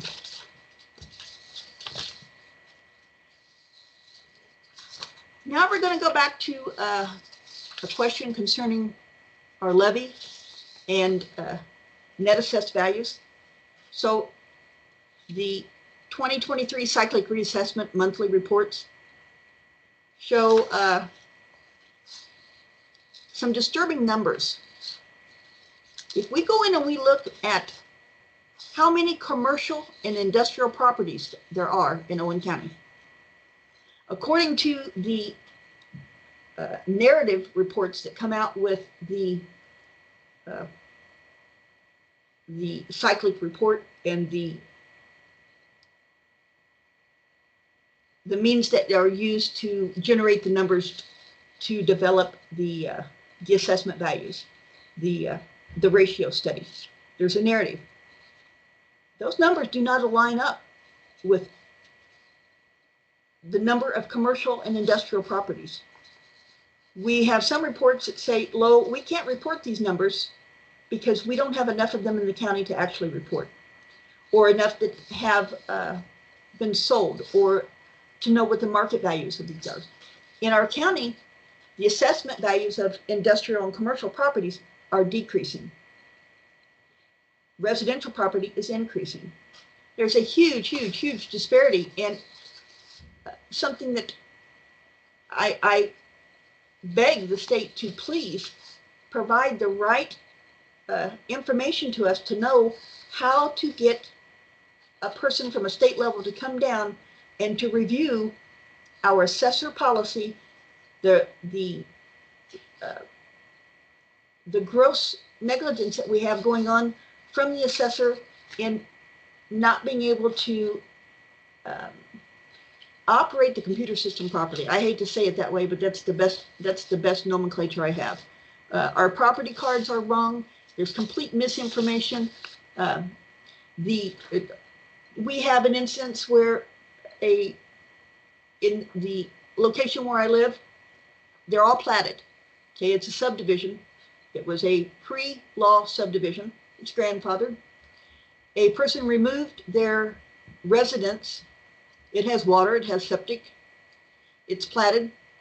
The assessor changed it. He changed it from a platted parcel to an unplatted parcel. He changed it from residential to agriculture. And every time these changes occur on the property sheet, they usually go in and delete all the prior owner information and transfer of ownership information. They block it to where you can't see it. But our net assessed values require at least some degree of accountability. And when we go in and we change the numbers and then we say, hey, there's not enough of these particular type of parcels or a particular type of similar entities to use, then they group them together because they don't have enough. And the assessment, the root of most of our complaints and problems in the county tie directly to the assessors, his numbers, the false. And I say this under, note that I swear that I am telling you the truth. There is false and fictitious information entered into the assessment records of Owen County that severely changed the outcome of the ratio study and the numbers that you're seeing. And the emails, Exhibit 1 through Berrywood has probably 100 emails I've sent him over the last 3 years, very specific to many of these issues. In summary, I ask you to ask yourself, if there is a transfer of funds and the transfer of appropriations from one account to another are in one of those magic numbers that, hey, it has to be done with an appropriation and it has to be done with a resolution or an ordinance. If those aren't present and those monies have been moved without the appropriate legal backing by council. From all the things that I've mentioned to you, how can you in good conscience approve a budget that we know is grossly wrong? There's no place for the community to go and to ask these questions. I understand home rule very well. I understand very well the power that our commissioners have. I also understand very well the very succinct, deliberate process of counsel for the commissioners to sequester information, to block the ability of employees to produce public records. And we only are condoning this each year when we approve a budget that blindly is being approved. And I understand DLGF says, hey, home rule funds are not reviewed by DLGF. So who exactly reviews the funds? I'm asking as a member, as a taxpayer, who provides that oversight? Well, we have an auditor. She has to follow the State Board of Account rules. Our auditor and our poor gals in the office, they don't even have good counsel to say, hey, here's a book. Did you know that there's this statute and your job says you need to be doing A, B, and C? We don't have that in our county. Our county needs that. I'm thankful to council for going out and getting counsel. It is more reassuring to the community. And I am sure that there are many things that I did not touch on, but I guess in summary, I have identified enough very specific bullet point items that by the standards written by DLGF, they are empowered to absolutely not approve this budget and revert back to the budget that was approved last year based upon the inability for the county to comply with all fiscal documents being filed as are required and contracts being uploaded fall in that category of a fiscal document that's not been filed and updated. And the disbursement of the council informing the community that the public hearing is only for the levy portion of the budget. In that statement alone, it eliminates the ability to discuss the 100 budgets, the 400 budgets, the any of the other budgets. Even though the council cannot mandate or oversee these budgets, they do have the ability to help stop this silliness. And the silliness is not in how much is being spent, but it's in the accountability of where these dollars are going. And it's very frightening when you start to look at the I's and cross the T's. And I guarantee you in private that there are people sitting at that table will tell you that I'm very anal about following this. And I'm asking for you to please consider that this would be a show of faith to the community for you to do a shock and awe to the county, to say there is a problem, you've not addressed it, get your ducks in order before next year. Thank you. Okay, thank you, Mrs. Rogers. Oh, I'm going to mute her because I think we've got feedback. Okay. Well, we might. Do any of us have questions for Mrs. Rogers?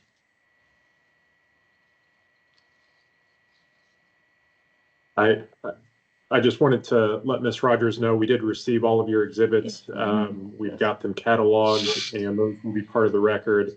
They were extensive, so we've reviewed those before today's meeting. We will continue to review those in light of your comments. I think you've done a good job of documenting what your contentions are, so I'm going to just leave it at that. And I don't think I've got any questions at the moment. I think did a thorough job of presenting what you've done, an even more thorough job of sending in writing. So thank you. I echo that, and as soon as I asked a couple clarifying questions throughout, and as soon as I was about to ask a question, she circled around and actually answered it as I was about to pose it. And I also agree that there's an extensive amount of exhibits that we've gone through and continue to go through. So I think that outlines the petitioner's objections. Yeah, I echo that as well.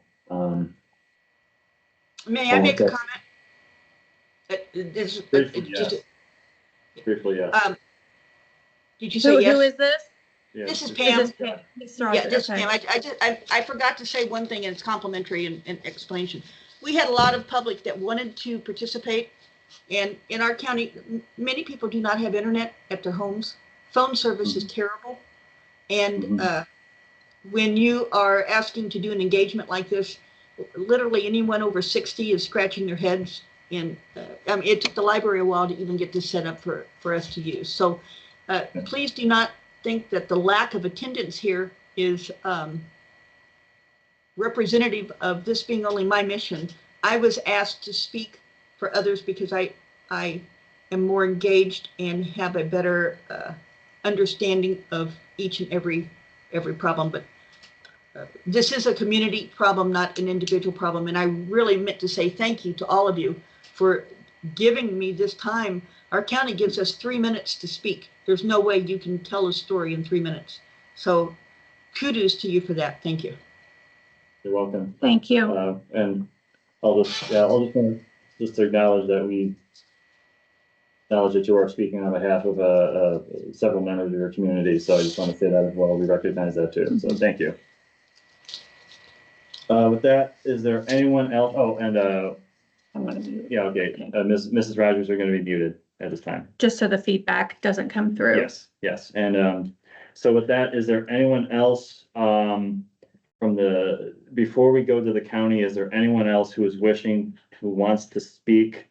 Like I said, there will be an opportunity to submit written evidence either by email or mail to the department after this hearing. So I just want to bring that up again before we proceed with the county. But is there anyone else who is in this hearing right now that would like to have their opportunity to speak?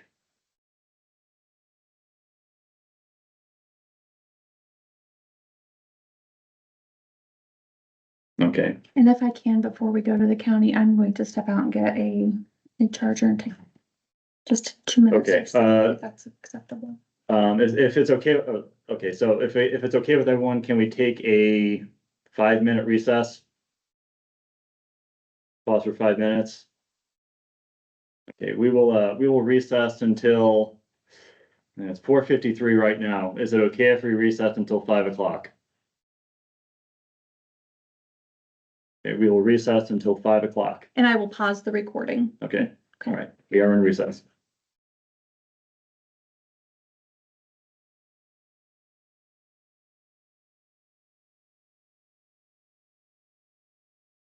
Okay. And we are recording and transcribing again. Okay.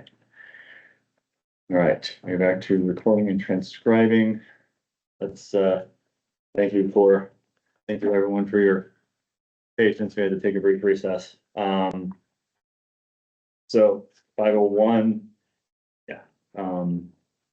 So we are moving on to the hearing from again, my name is David Marusars. This is with the Department of Local Government Finance regarding the Owen County 2025 proposed budget. With me is Stephen Lucas, Deputy General Counsel, and Jamie Bolster, Budget Division Director for the department. We've heard from taxpayers with their objections regarding the Owen County's proposed budget. We are now going to move to hearing from the county.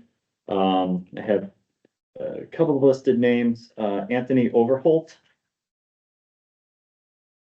You can unmute yourselves. I think you are in a group. when you are ready.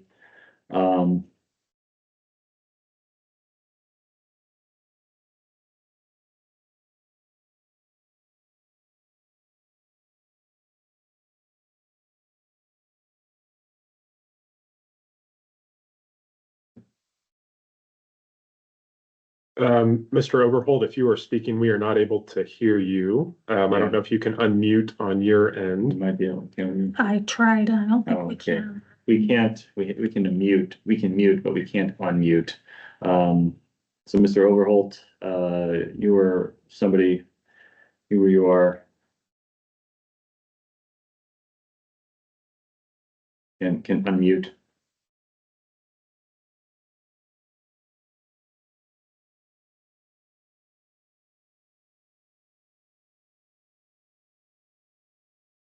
Sorry. Okay. That transcription going? Yeah, it does. Okay. Yeah. It is picking up. Sorry. And there's nothing in the chat right now either. Okay, we can't. Good. And Emily Chrysler just Okay. placed it in the chat box for Mr. Overholt to testify and to unmute himself.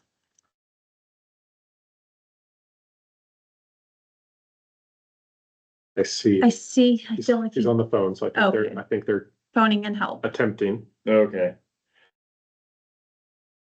Let's see.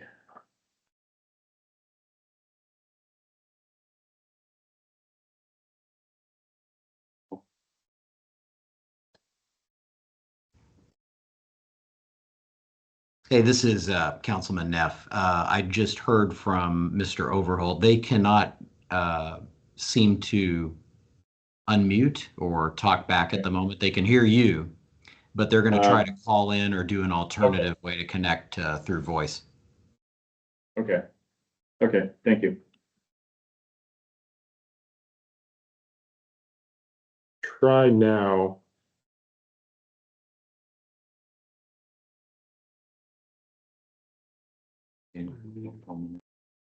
Yeah.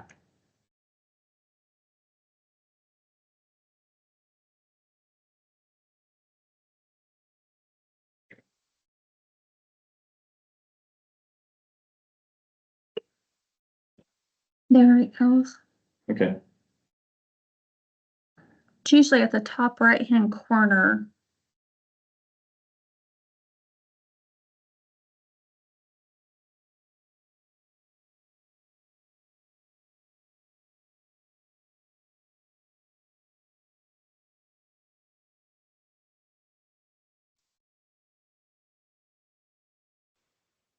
Hello? I Yes. hear somebody. Okay, I think we got you. Hang on just a second. I'm gonna give the phone back to Tony.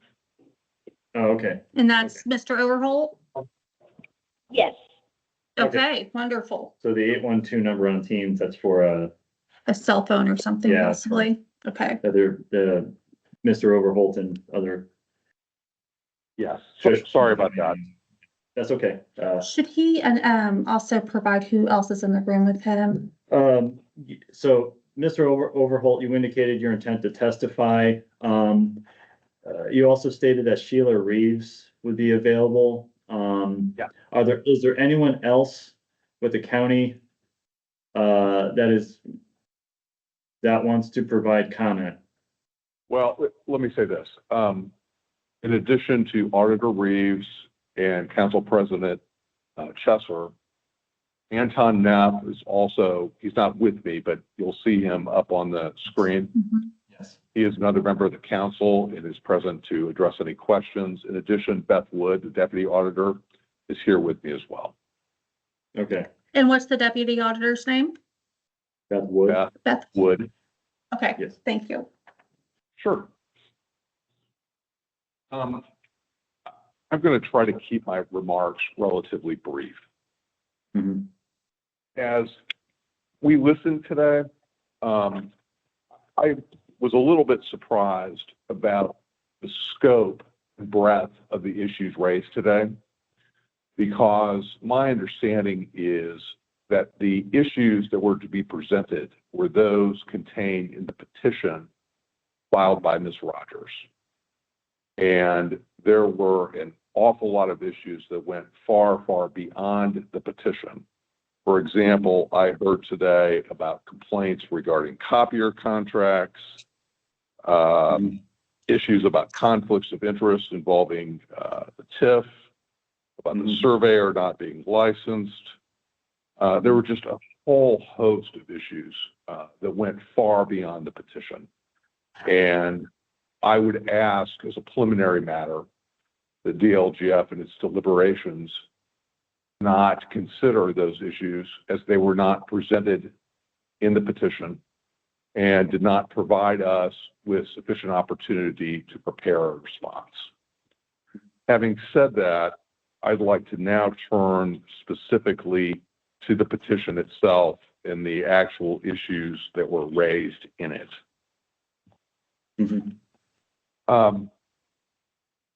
As I look at the petition, a lot of the issues that are contained in it, and there are a total of 7 particular points. It's got 8 listed paragraphs, but one of the paragraphs is missing and skips a number. But if you look at that petition and the issues raised in it, many of those issues have to do with claims of improper assessment. And as the DLGF knows, it is not the council that deals with the assessments. We don't determine assessments. There is a whole separate process for property taxpayers who have questions regarding assessment. And it is our position that those issues regarding assessment are not appropriate issues for the hearing today. Again, those are issues that can be pursued through another process outside this hearing. Relatedly, another thing that was brought up and discussed extensively today by Ms. Rogers was the issue of what she claims to be a lack of responsiveness to public records requests that she made. Again, that was an issue not contained in the petition. There is no mention of a failure to provide adequate responses to public records requests. And again, as DLGF knows, there is an entirely separate process that is available for persons who believe that they have been denied access to public records. That is all set out by statute. And again, because those issues are not contained within the petition, it is our position that those issues are not appropriate for consideration by DLGF as it examines the petition and whether to approve the budget. As I said, I'd now like to turn to the specific issues raised in the petition. Issue 1 deals with the cumulative capital development fund. My understanding, and again, I'm sure DLGF understands this issue quite well, there is a particular statute that governs the use of that fund and how monies can be spent. That statute is found at 36-9-14.45, I think, 5-2. And that statute allows for funds to be used for far more than simply jail equipment or the courthouse. For example, under Indiana Code 3-11-6-9, it can be used for voting equipment. It can be used under IC 8-22-3-25 for certain airport authorities. And most importantly here, under 39-9-16-2, it can be used for the maintenance of any public building. And we have relied on that statute as a council for many, many years. And could you, I'm sorry to interrupt, could you restate that last citation you gave? Yes, it is, I believe, 36-9-16-2.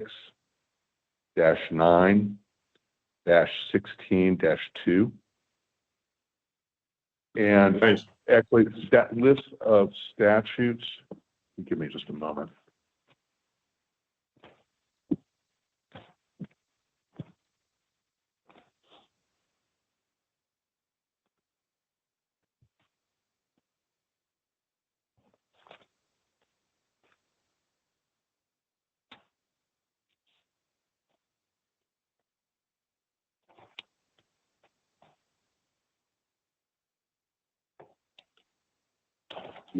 that list of statutes that addresses the applicable way in which the county can spend money is listed in 36-9-14.5-2.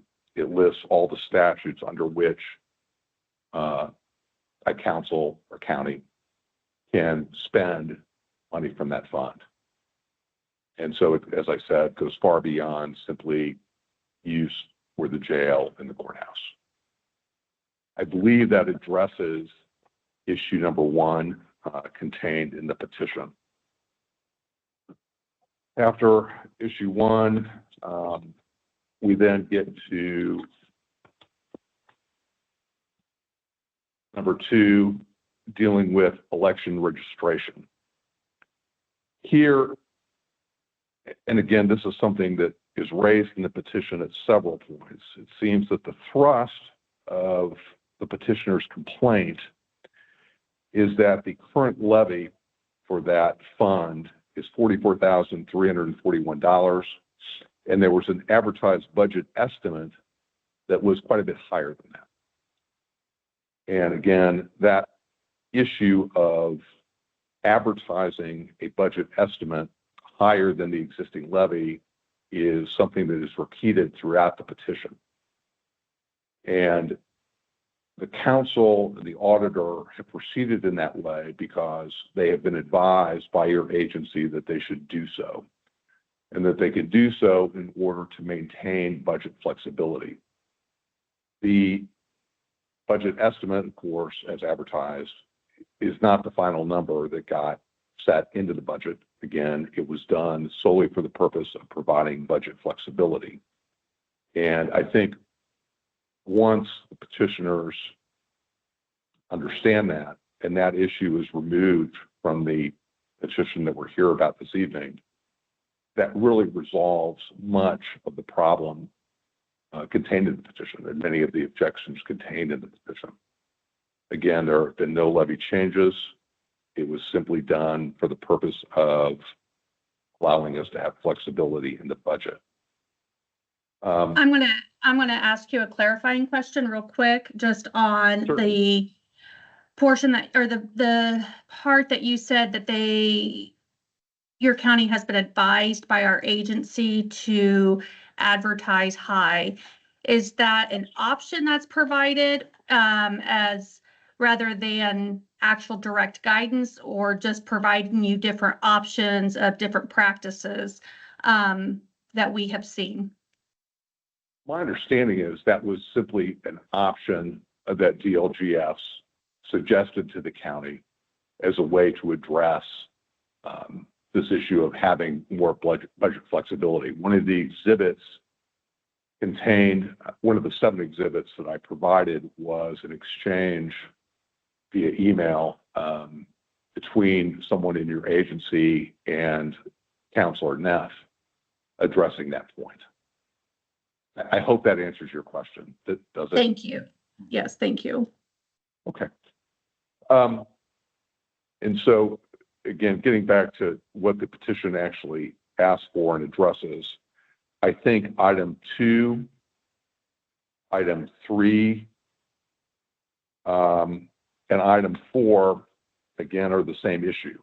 The complaint in the petition seems to be about how the budget estimate is higher than the existing levy.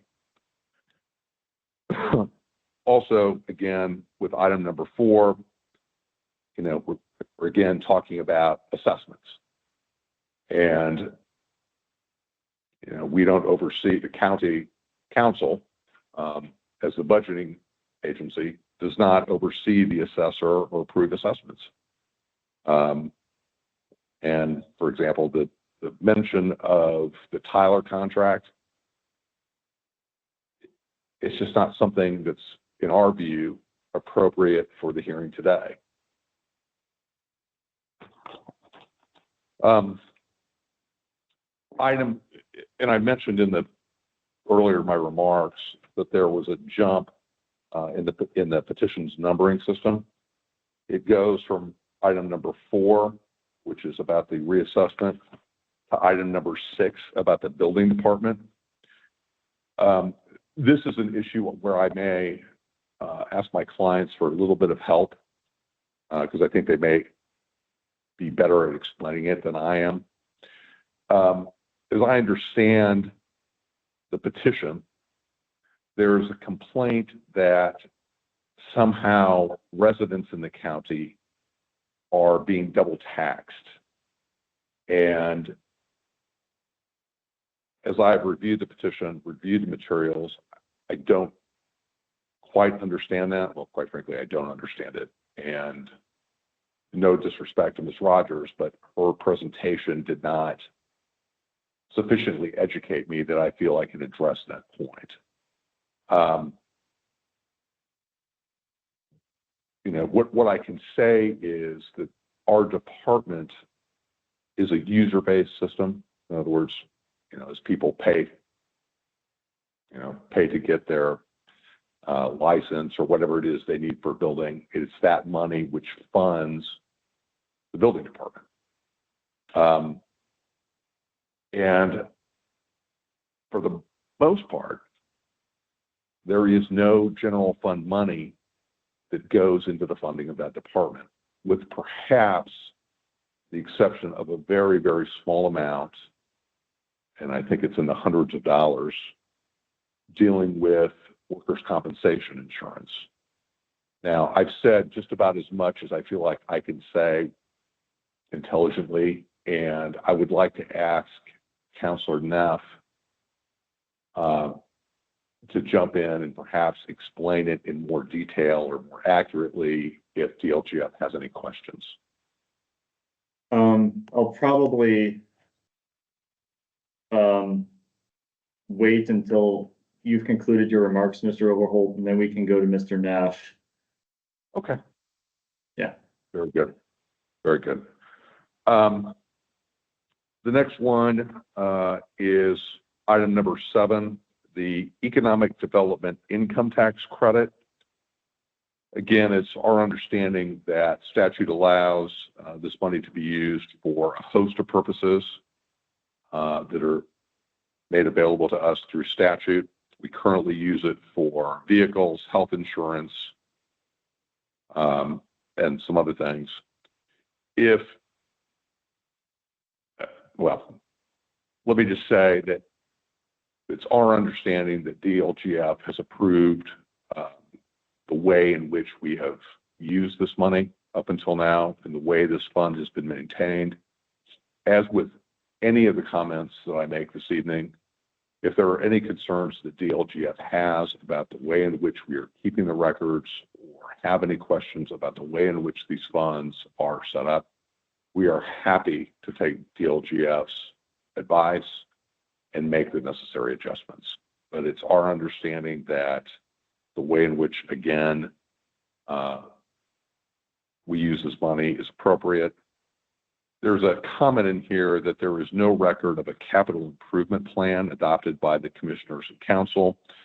I will say that to help put this issue to rest, there was, and the auditor can jump in if I get this incorrect, I believe the plan was recently readopted on November 30th of this year, again, to help put that issue to rest. And I'm confirming, make sure I have the right date. Yes, it was essentially reaffirmed, or we wanted to provide certainty that it was there just to address these concerns. When you say readopted, I'm sorry to interrupt. When you say readopted or reaffirmed, was there an original adoption or approval of the plan? That's a good question. And again, I'm going to turn to my clients to help address that issue because I am not certain. My recollection or my understanding is we believe there was. But at any rate, I will, again, turn that to them and let them address that issue in more detail. The last point, dealing with the tax increment financing. Again, it seems that much of this has to do with the RDC and assessments, but again, assessments are not an issue for the council. That is an issue for the assessor and those individual landowners who might feel that their assessments are not being done properly or not correct. I really don't have anything else to say about the TIF issue, again, unless DLGF has particular questions or concerns that they want to raise with us. Next, I want to go to an issue that was raised about the various hearings that have occurred on the budget. It was said by Ms. Rogers that there was a 3-day set of hearings. And during those hearings, and my clients can attest to this, those hearings were open to the public. The public was welcome to attend and participate in any way that they thought was appropriate. My understanding from my clients is, and Ms. Rogers can correct me if I'm wrong, but my understanding is Ms. Rogers did not attend any of those 3 days of budget hearings. However, there was another hearing on October 15th, and Ms. Rogers did attend and was allowed to present her issues, her concerns at that time, both for herself and on behalf of other taxpayers. And one of the exhibits that I had provided to DLGF in my submission is a copy of the minutes from that October 15th hearing. And those hearing minutes identify several of the points that were raised here tonight. The petition, the issues raised in the petition were discussed extensively during that October 15th hearing. There was then a second hearing on October 28th where the budget was finally adopted. And again, Ms. Rogers attended that hearing and had the opportunity to present, and did in fact present, many of the same points that are presented here today. Can I get a point of clarification just real quick? I apologize. Did the county hold 2 public hearings then? There was one on the 15th and another one on the 28th, or was that just the adoption meeting? Well, the 28th was an adoption meeting, and I'll ask my clients to correct me if I'm wrong. It was an adoption meeting. However, that, rather than submit the minutes for that meeting, that particular hearing is available on YouTube. And it could be accessed through the county's website. In preparation for this hearing, I reviewed that YouTube video, and I would encourage DLGF to do the same if they have any questions. That adoption hearing allowed for public comment. It lasted approximately an hour, if my memory serves. And Ms. Rogers had an extensive dialogue with the council again about many of these issues contained in the petition. Are there minutes from that meeting available? Yes, I've been informed by my clients. Yes, there are minutes available for the meeting. But again, the entire meeting is available through the city's, or I'm sorry, through the county's webpage, which has the link to the YouTube video. So you can have both. Yes, we do. We do have the YouTube link. I'd be interested in the minutes as well if you're able to share that. Of course, I will make a note to provide those minutes. And if DLGF would prefer, I can also have my IT staff download the video onto a flash drive and provide that to your office as well, if that would be easier for you. I think it would be, one moment, please. Sure.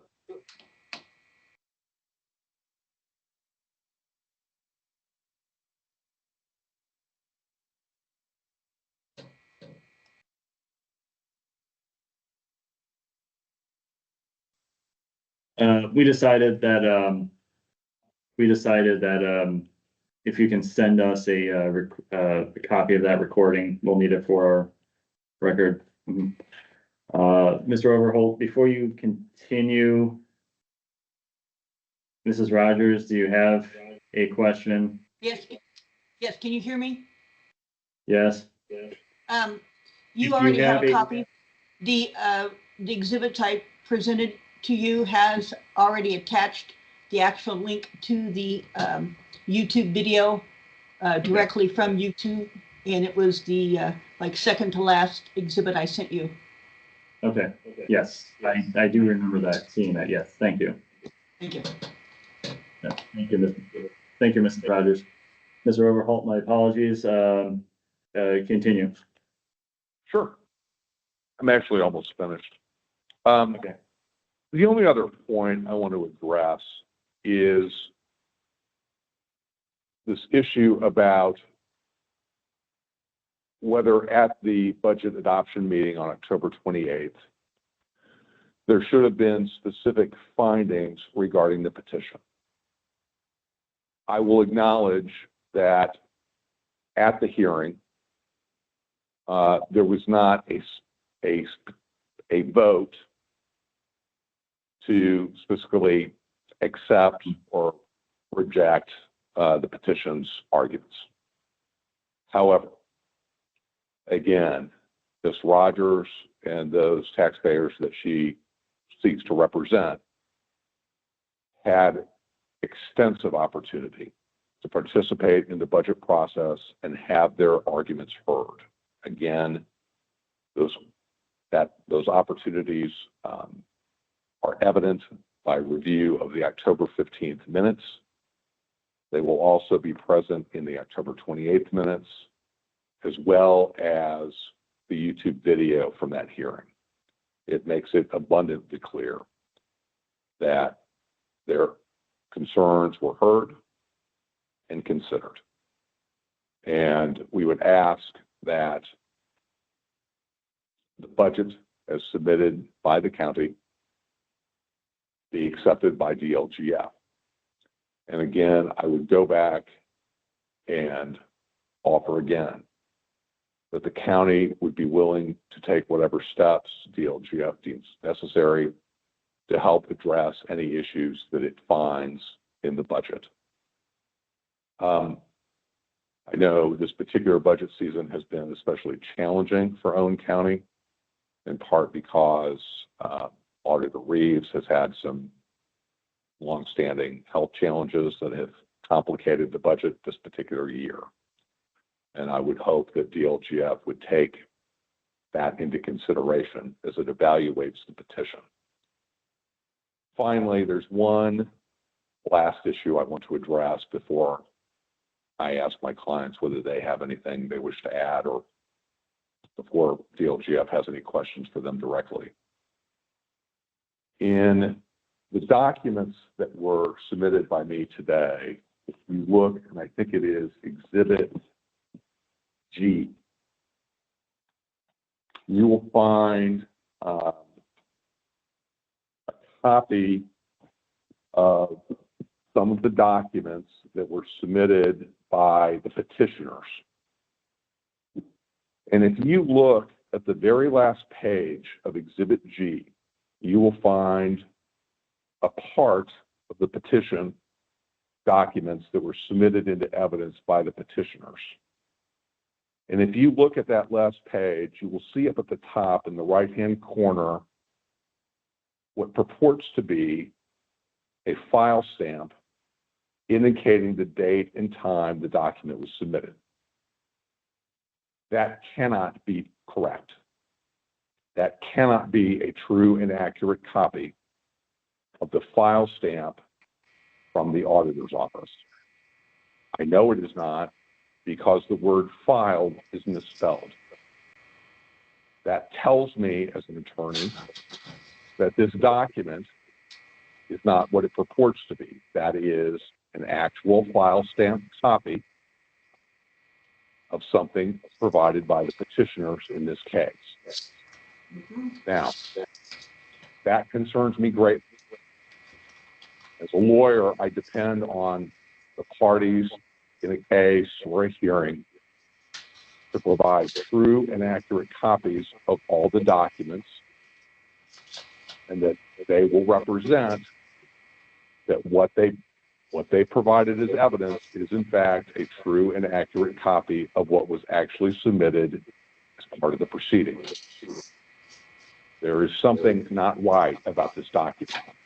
Now, my clients are a small county. I think Owen County has only approximately 22,000 residents.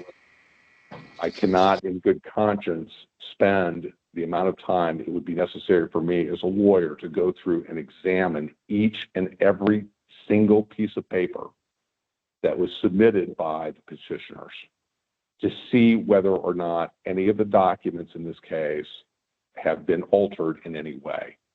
But I will tell you, when I see this, red flags go up in my head. And there is something not right with that document. And if there is something not right with this document, there may be a problem with others. Again, I have not gone through and spent the attorney time and tax dollars necessary to figure that out.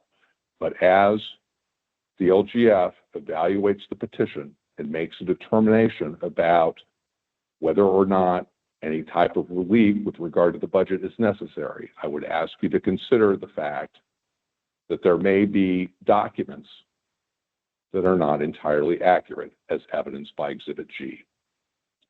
With that, I have nothing further. If you at DLGF have any questions that you would like to ask me or one of my clients that's here today, we'd be happy to try to answer them for you.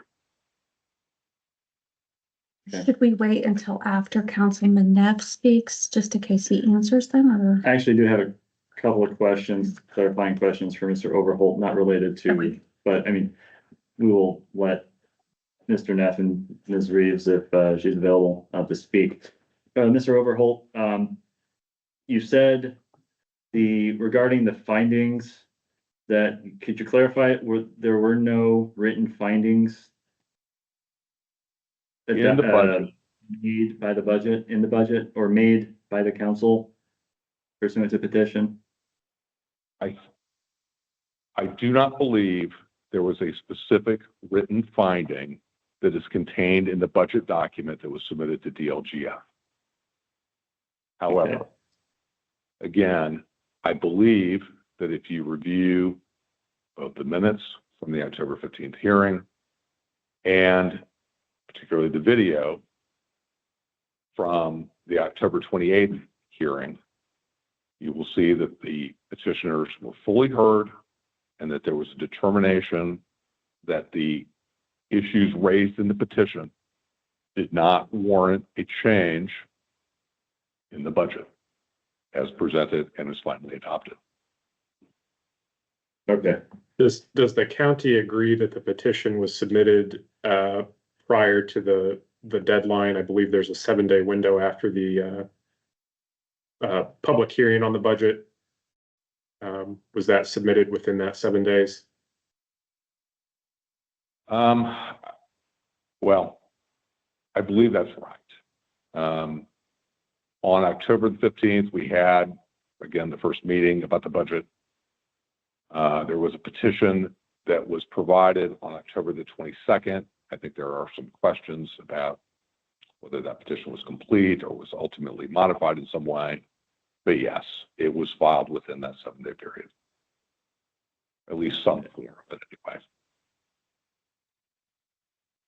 It seemed to be a bit of a moving target. I see. Okay, thought I had another question for you, Mr. Overholt, but I think I am good. Mr. Lucas, Mrs. Bolter, questions? No, he just answered the one I had. Okay, all right, thank you, Mr. Overholt. Mr. Neff, and then I'll yeah, Mr. Neff.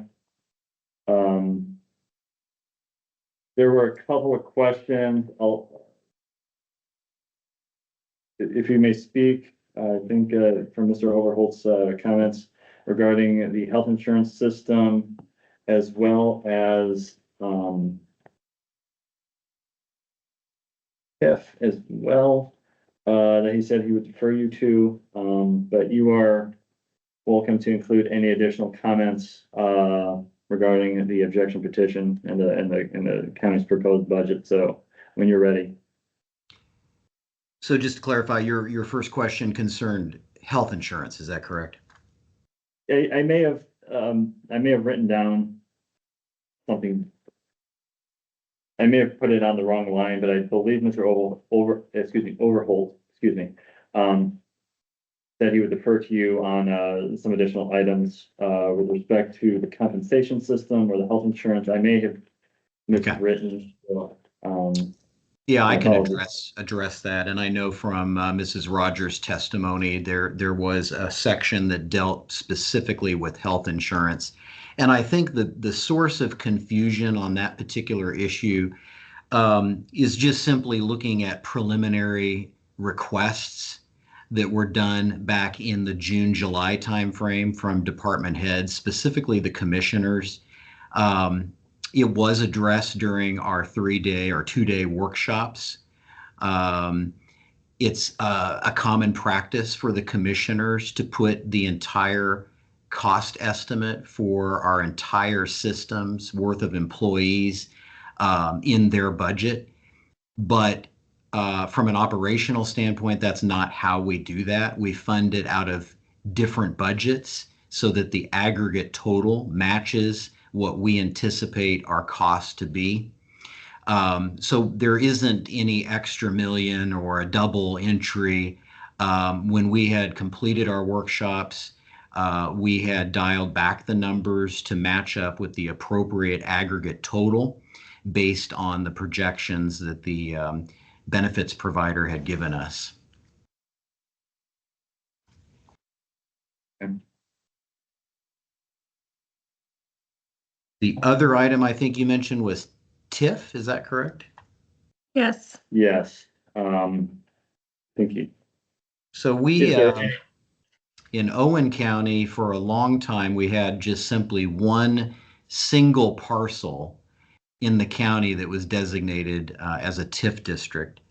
And that was the Hoosier Energy project that we have. And the sole purpose and the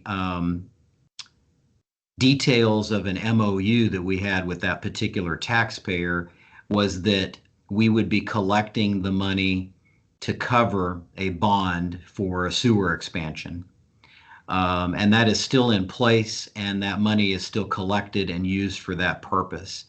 What I'm not familiar with, and I think some of my colleagues are not entirely sure of either, is what the extra is that the petitioner keeps asking about. There isn't that I'm aware of with respect to that property.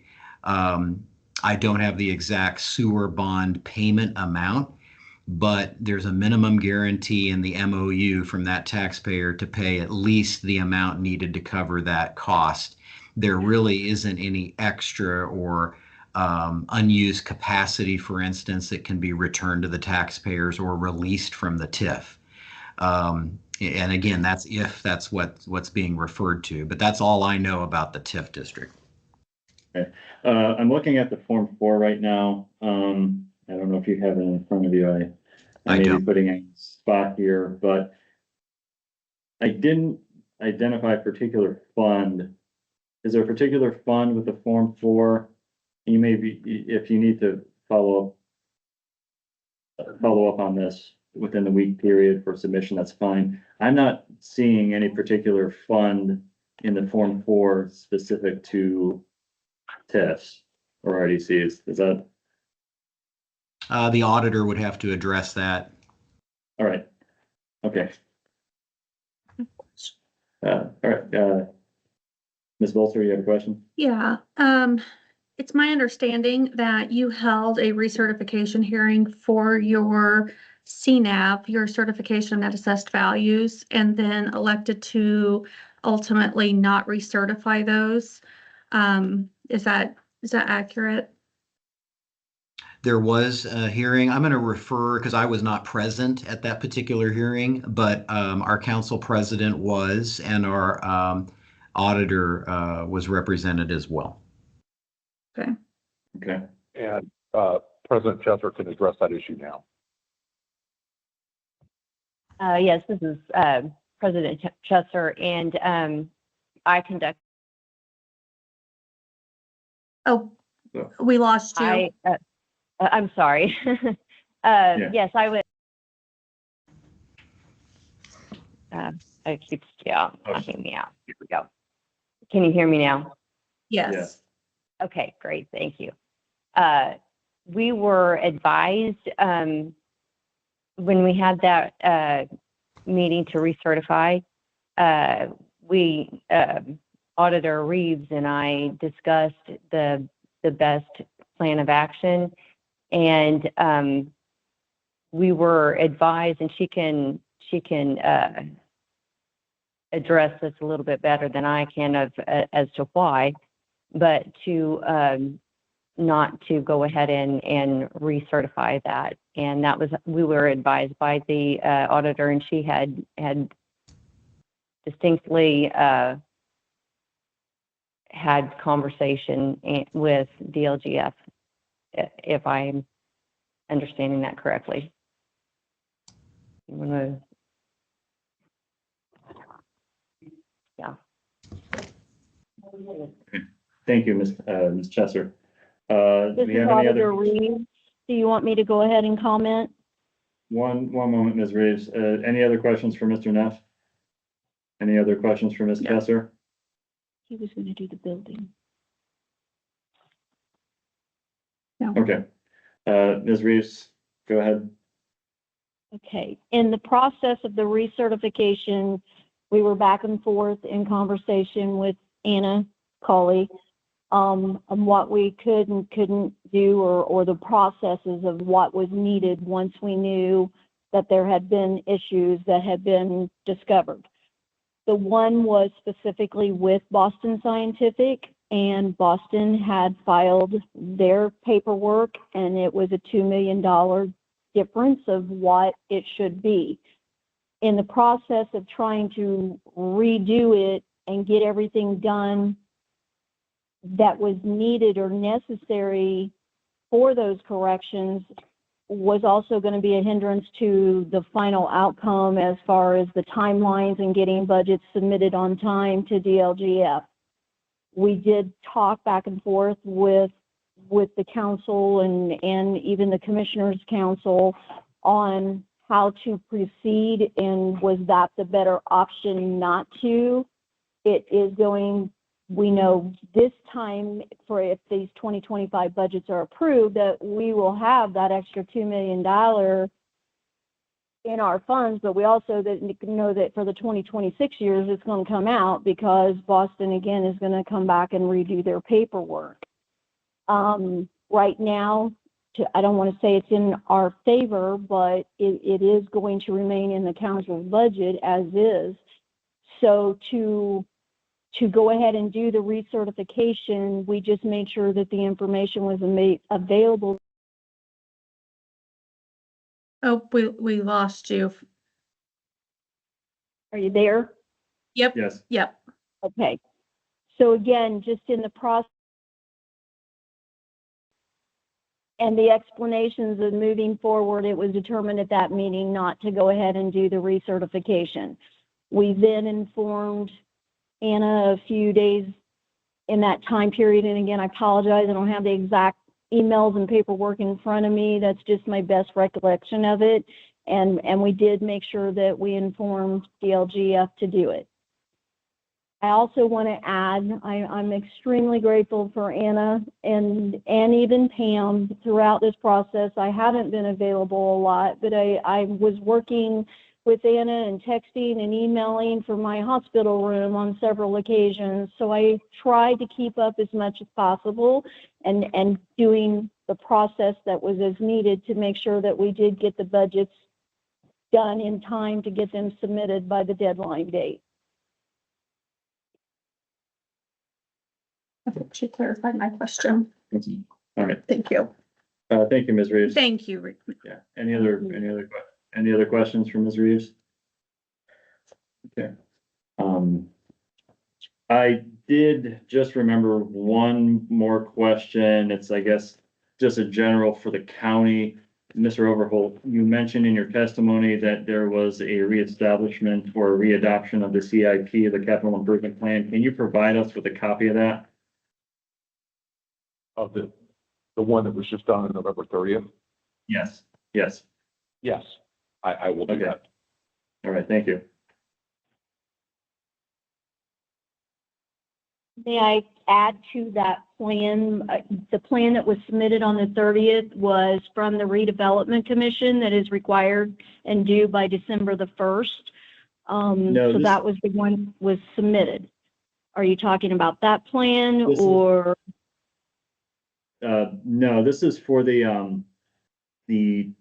local income tax, economic development distribution under Indiana Code 6-3.6-6-9.5. That Mrs. Rogers brought up in her testimony, the unit receiving economic development lit distributions has to have a plan in place in order to use those funds for those purposes. That's what I was referring to. I wasn't referring to the RDC upload. Yes. So the lit plan, I'm assuming then would be Marcy King and that ends of things. And I do believe that there is a plan or there has been. We can check with them. And again, Tony can get it to you immediately. We can contact Marcy tomorrow. But I do believe that there is a plan out there. Who's Marcy? Marcy King is part of the economic development. Ms. Rogers referenced toward that meeting or that organization that had those 4 or 5 different names under an umbrella, and that would be, again, Marcy King is part of that would be the economic development. Okay. Yes, just get it to us. I'm sorry, Rush. I apologize if I was referring to the November 30th plan and that wasn't the correct one that you were wondering about. So if I made a mistake on that, sounds like I did. I apologize for that. Okay. But just so I understand, the county just did adopt a capital improvement plan for their lit economic development distribution. Or was what they did 30th for the RDC? The 30th was the RDC. Okay. So.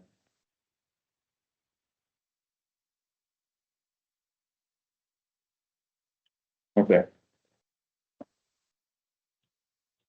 So, we will look forward to receiving that, capital improvement plan. Proceed it. I don't believe I have any other, is there anyone else from the county on the call right now? We heard from Mr. Overholt, we heard from Mr. Neff, Ms. Reeves and Ms. Chester. Is there anyone else from the county that is here that would like to provide comments? No, Beth Wood is here, but I don't think he has any additional comments. Okay. All right, thank you. All right. Ms. Rogers. Yes, Mrs. Rogers, you have something to say?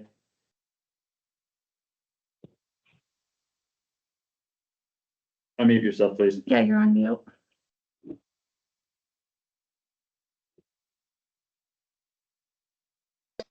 You have me on mute? No, you're unmuted now. You're Go ahead. Okay. I'd like to know if I can have a short, maybe 2-minute rebuttal, just to clarify some technical documents and to respond to the matter of an altered document. You have an opportunity to submit written testimony within the 7-day Perfect. period after this hearing. Thank you. You'll have the opportunity. Okay. And that goes not just for Mrs. Rogers, but for everyone, whether they have are in attendance at this hearing right now.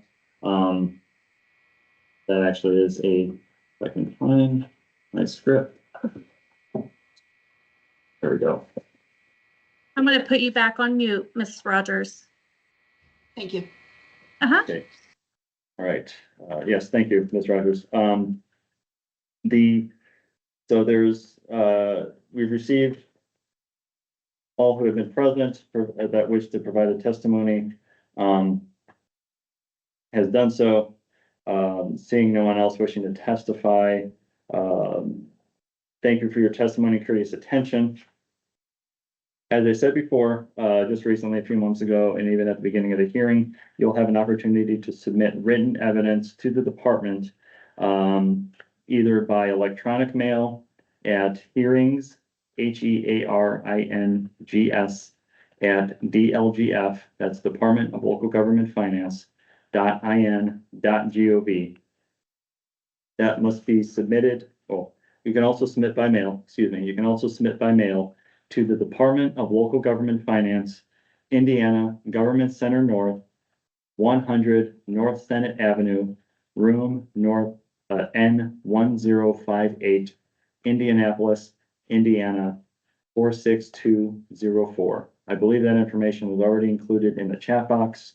As I said at the beginning, you will have 1 week from the date of this hearing to submit additional written testimony to the department. That is by the end of the day, December 11th. Thank you for your courteous attention today. The testimony and the evidence that has been provided before at this hearing and then with the week that follows will be considered by the department as it begins its review of Owen County's budget for the 2025 budget cycle. 2025 budget year, 24 pay 25 budget. Again, thank you all for your attendance, for being here and for providing testimony if you have done so. And if not, thank you for being here to observe. There being no other, let me see. I see. Okay, just looking at your chat, Yep. making sure that I just there's did. no questions or anything. Okay. So yeah, there being no other business to attend today, the time is now 5:55 p.m. We are adjourned. Thank you. I'm going to stop.